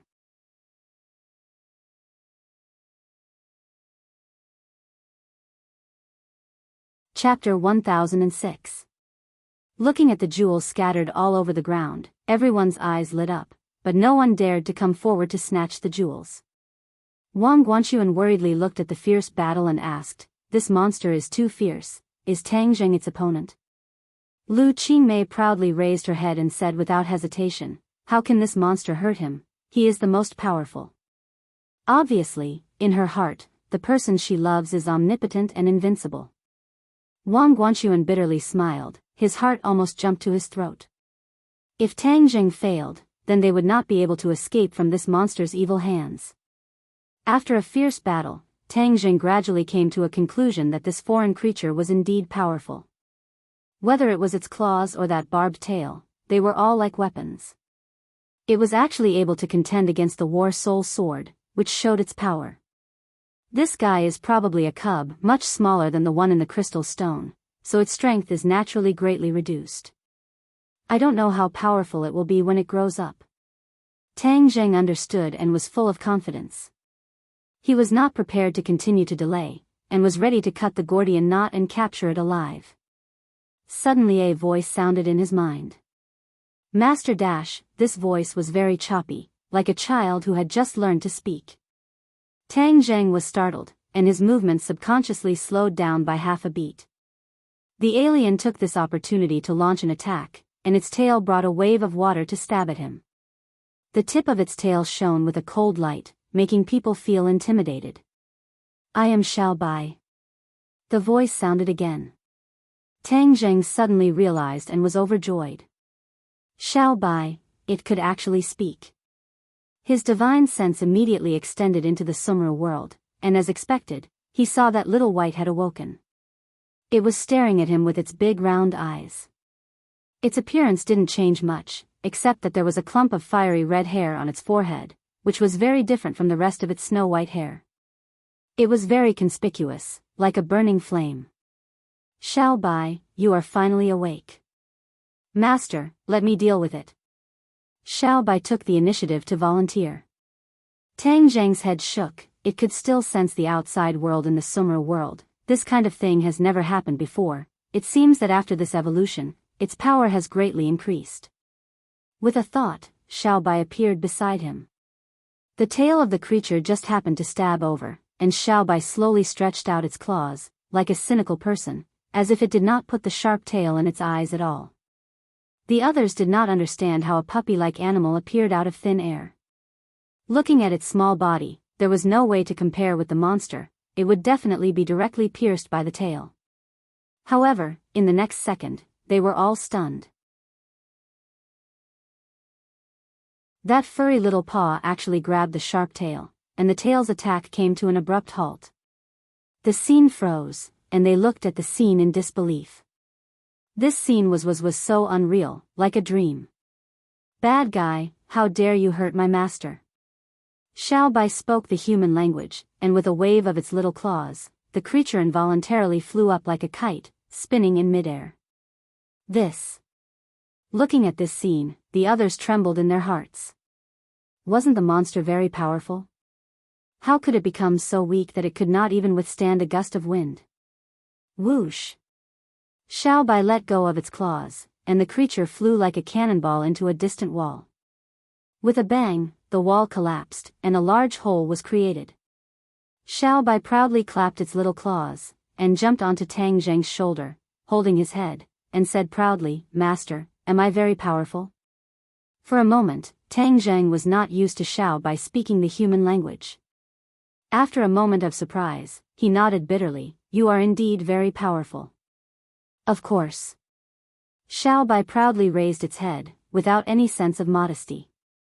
The others heard the conversation between the two sides, and their expressions were very strange. It was clearly an animal, so how could it speak? Was it a spirit? Whoosh! Suddenly, a huge black shadow rushed over.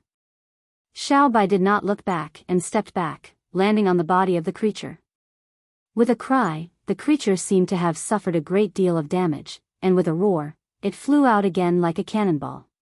This time, it was completely silent, and no one knew whether it was dead or alive. Let's go and take a look. Tang Zheng was afraid that Xiaobai did not know the severity of the situation and directly killed the creature, so he hurriedly chased after it, only to find that there was a mess under his feet, and there was no sign of the creature. It was not afraid of Tang Zheng, but in the end, it was frightened by Xiaobai's casual attack, and fled. We can't let it escape. I must find out what is going on, Tang Zheng said in a low voice. Xiaobai imitated his normal tone and snorted, how can we let it escape? I will go catch it. After saying this, it jumped off Tang Zheng's shoulder and disappeared into the darkness in the blink of an eye. The rest of the people gathered together timidly and asked nervously, Young Master Tang, can that monster escape? Tang Zheng smiled faintly, with Xiaobai chasing after it. It won't be able to escape even if it has wings. What kind of animal is that Xiaobai? How can it speak? Someone asked, trembling with fear. Tang Zheng smiled, but did not say anything. Boom boom boom.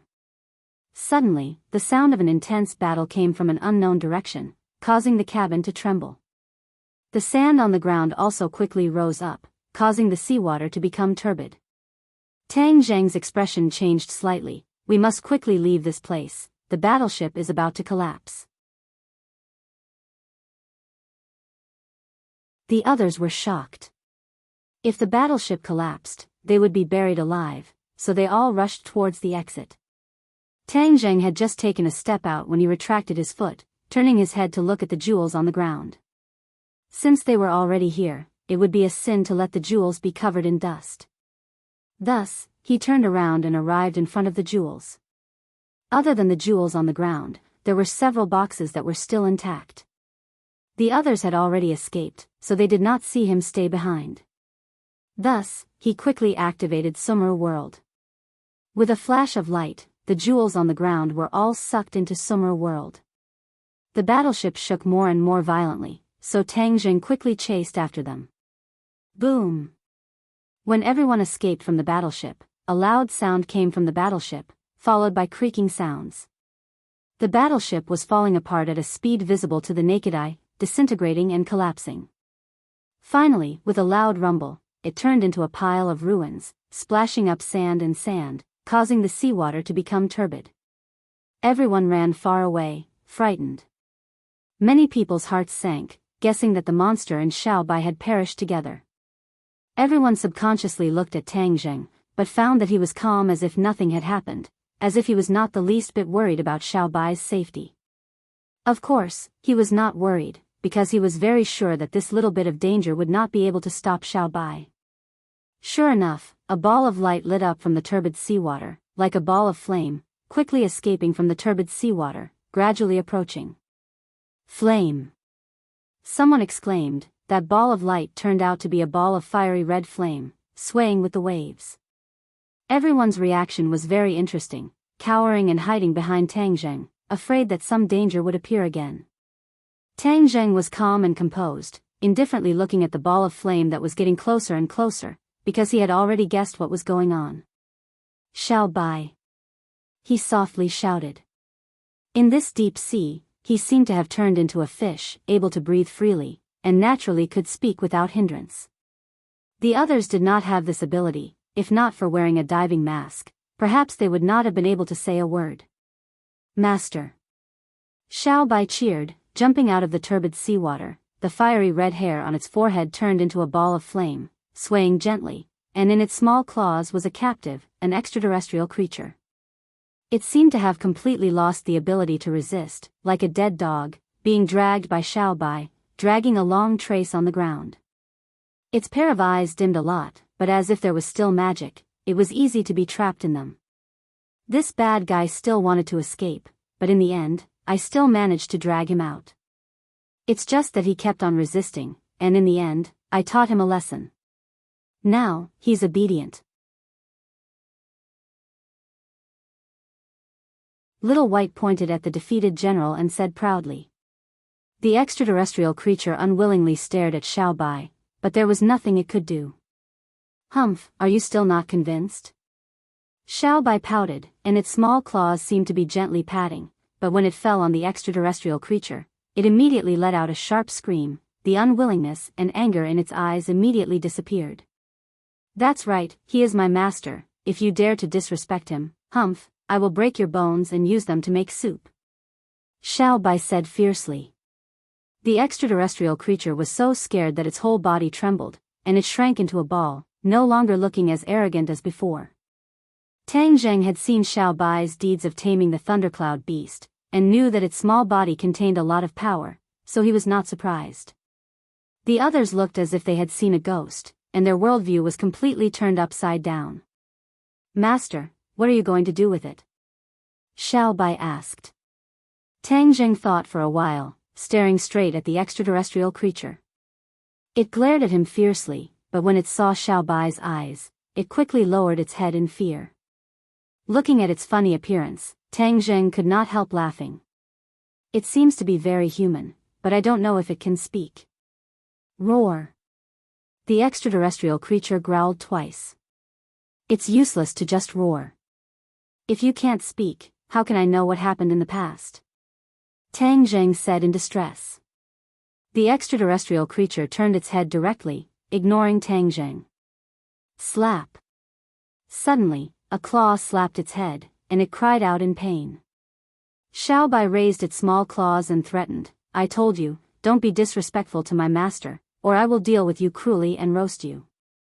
As it spoke, the flame on its forehead jumped more violently. The extraterrestrial creature was so scared that it shook its head quickly. Obviously, from its black and smoky appearance, it must have suffered a great loss from the flame, and was very afraid.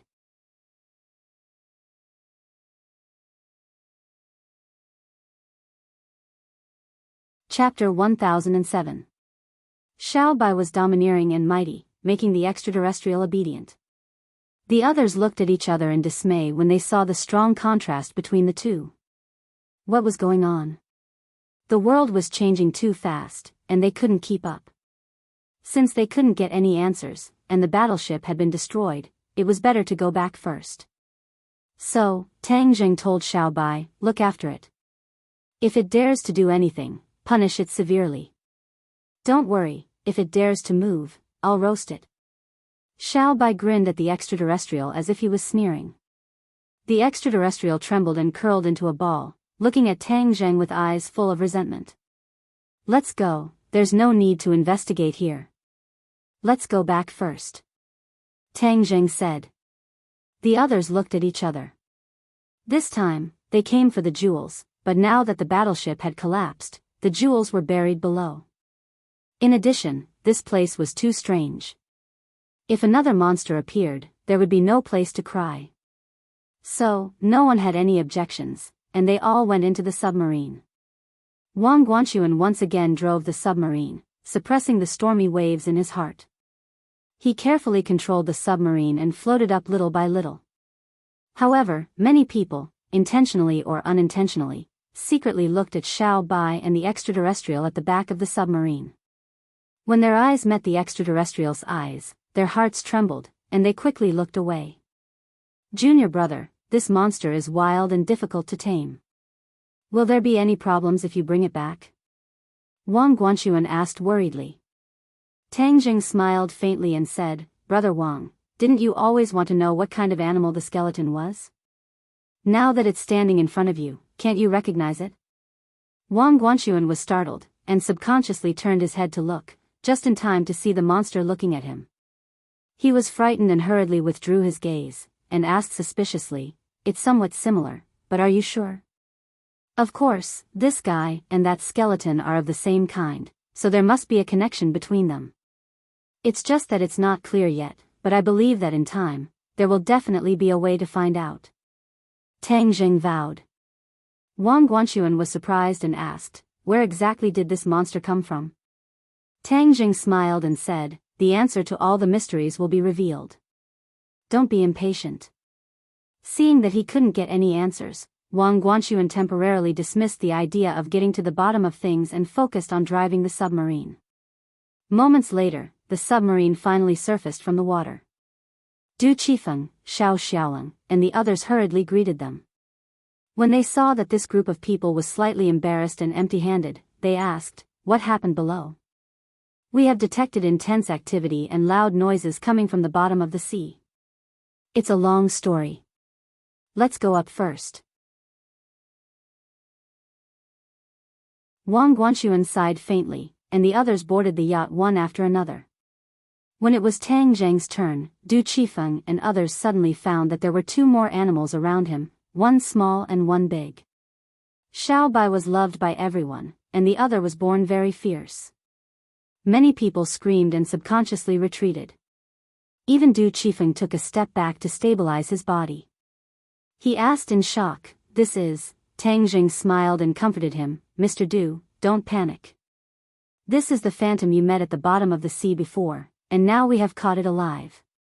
Everyone's eyes fell on the extraterrestrial creature. Roar. Aware of everyone's gaze, it immediately let out an angry roar, scaring the others to scream and retreat again and again. Even Xiao Xiaolong subconsciously stood in front of Du Qifeng to protect him. "I told you not to roar, you didn't listen." Xiao Bai patted the top of the extraterrestrial creature's head with a claw. It shrank its neck and looked at Xiao Bai in fear. It made a whining sound, as if it was protesting. Xiao Bai snorted coldly and patted it twice. It completely lowered its head and no longer had any temper. Du Qifeng and others stared at this scene blankly. They couldn't figure out the situation at all. Wasn't this monster supposed to be very powerful? How could it be bullied by such a little thing, and it didn't even fight back when scolded? Du Qifeng asked with trepidation, "Young Master Tang, what kind of monster is this?" Tang Zheng smiled and didn't answer. He just said, "Don't be afraid. It won't hurt anyone now." Everyone was skeptical, but when they saw the monster's obedient appearance, their hanging hearts slowly returned to their chests. Suddenly, their eyes focused on Xiao Bai. They were shocked and their faces became even paler. Because just now they heard it speak human language, and it could beat and scold the monster at will. Wasn't this more powerful? "It's a monster." Some people screamed as if they woke up from a dream and hurriedly retreated. Walala. The crowd retreated like a receding tide, looking at Little White in fear and unease. Xiao Bai glanced at the crowd contemptuously, curled his lips and said, "You're really ignorant. You're so easily scared." After that, he walked a few steps forward. Many people were scared and hid in the corner, tears almost coming out of their eyes. Only a few people who went into the sea together were calm. There was a bitter smile on their faces. They were scared and numb. "Xiao Bai, don't mess around." Tang Zheng hurriedly stopped him. Otherwise, if this little guy spat out a mouthful of fire, it would scare them even more. Xiao Bai pouted and said discontentedly, "They're too stupid and timid." After that, with a kick of his hind legs, he rode on the back of the extraterrestrial creature. It wanted to break free from Xiao Bai, but its whole body stiffened and it stopped moving. Obviously, it was scared of Xiao Bai. Little White patted its head and said, "Let's go. Let's walk around this ship and see if there's anything fun." The extraterrestrial creature's eyes were full of grievances and unwillingness, but there was nothing it could do. It could only obediently walk with its four limbs. Xiao Bai rode on its back majestically. He glanced at the crowd like a king patrolling his territory, leisurely. Some people saw the monster walking towards them and were scared out of their wits. They collapsed on the ground like a pile of mud, unable to move. But the monster didn't even look at them. It looked straight ahead and walked past them into the cabin. Instantly, the people in the cabin were thrown off their feet, and it was a complete mess. Sharp cries of alarm sounded out, and one by one, they rushed out as if they were fleeing, screaming incessantly. Tang Zheng didn't know whether to laugh or cry. Xiao Bai's style of doing things was unique and incredible. He could only wipe its ass and keep comforting it, "Don't panic, don't be afraid. They won't hurt you. You can treat them as ordinary animals. Everyone was trembling with fear. Although they lamented in their hearts how could they be ordinary animals, they still had to hold back their palpitations and cheer themselves up to not completely fall down. After such a farce, most people returned to the cabin to rest with lingering fear. Tang Zheng, Lu Qingmei, Du Qifeng, Wang Guanxuan and Xiao Xiaoling stayed, facing the sea breeze. Du Qifeng took the lead to break the silence and asked what happened at the bottom of the sea. Wang Guanxuan recounted the experience at the bottom of the sea in detail. Wang Guanxuan and Xiao Xiaoling listened with surging emotions. Especially when the monster appeared, their hearts couldn't help but lift. Xiao Xiaoling was an assassin. He was the most sensitive to danger. Just now, he felt this innate danger from the monster and knew that it was not a good thing. As for Little White, he didn't feel too strongly about it. It was as if it really was a little thing that didn't pose any threat. However, he knew that this was all an illusion. Xiao Bai was the most powerful. Otherwise, the monster, who was difficult to train, would not bow to him. He subconsciously looked at Tang Zheng, saying that none of the people or animals around him were simple. If he really underestimated him, he would be a complete fool. Du Qifeng asked curiously, how did Xiao Bai subdue the monster? Wang Guanxuan glanced at Tang Zheng and said, we didn't see it with our own eyes. We just saw the result. Du Qifeng felt a little regretful. He turned his eyes and asked, those treasures are buried in the ruins of the battleship. Is there any way to dig them out? Unless we use large machinery, it's impossible. But it's in the deep sea.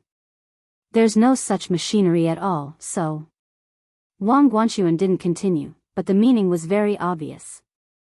Those treasures would be buried in the sea forever. Du Qifeng sighed. He was very disappointed. He was a businessman. Exploring the sea floor was to find treasures. Now that the cooked duck flew away, how could he not be disappointed? Tang Zheng's face didn't change. Those treasures were ownerless. Those who could get them would get them. Taking them away himself was not without morality. Moreover, if he hadn't followed them this time, he was afraid that everyone who had just gone to the sea would have been doomed. It could be regarded as saving their lives. Young Master Tang, what are the origins of that monster and your pet? Why are they so extraordinary? Du Qifeng put down the matter of the treasures.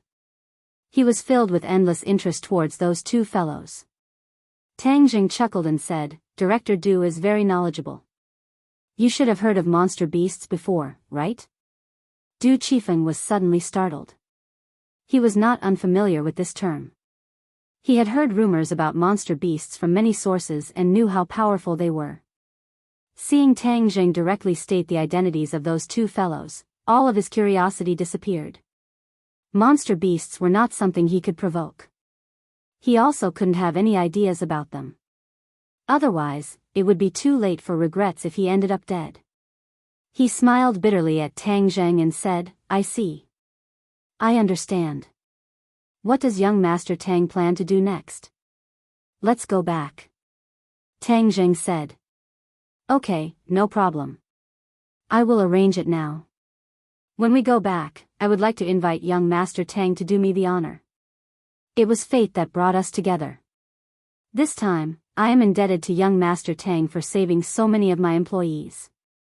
I should thank young Master Tang for giving me this opportunity. Du Qifeng said sincerely. Tang Zheng hesitated for a moment, but still agreed. He had gained a lot this time. It was also thanks to Du Qifeng. He obviously had something to ask of him. Since that was the case, there was no harm in listening to his request. Night fell. The yacht sailed across the sea. The dark clouds in the sky were getting darker and closer. It was as if a storm was coming. Suddenly, a black shadow flew over from the horizon and landed on the deck without a sound. You're tuning in to the Romantic Tales YouTube channel. Don't forget to subscribe and join us on this journey to catch the most captivating stories.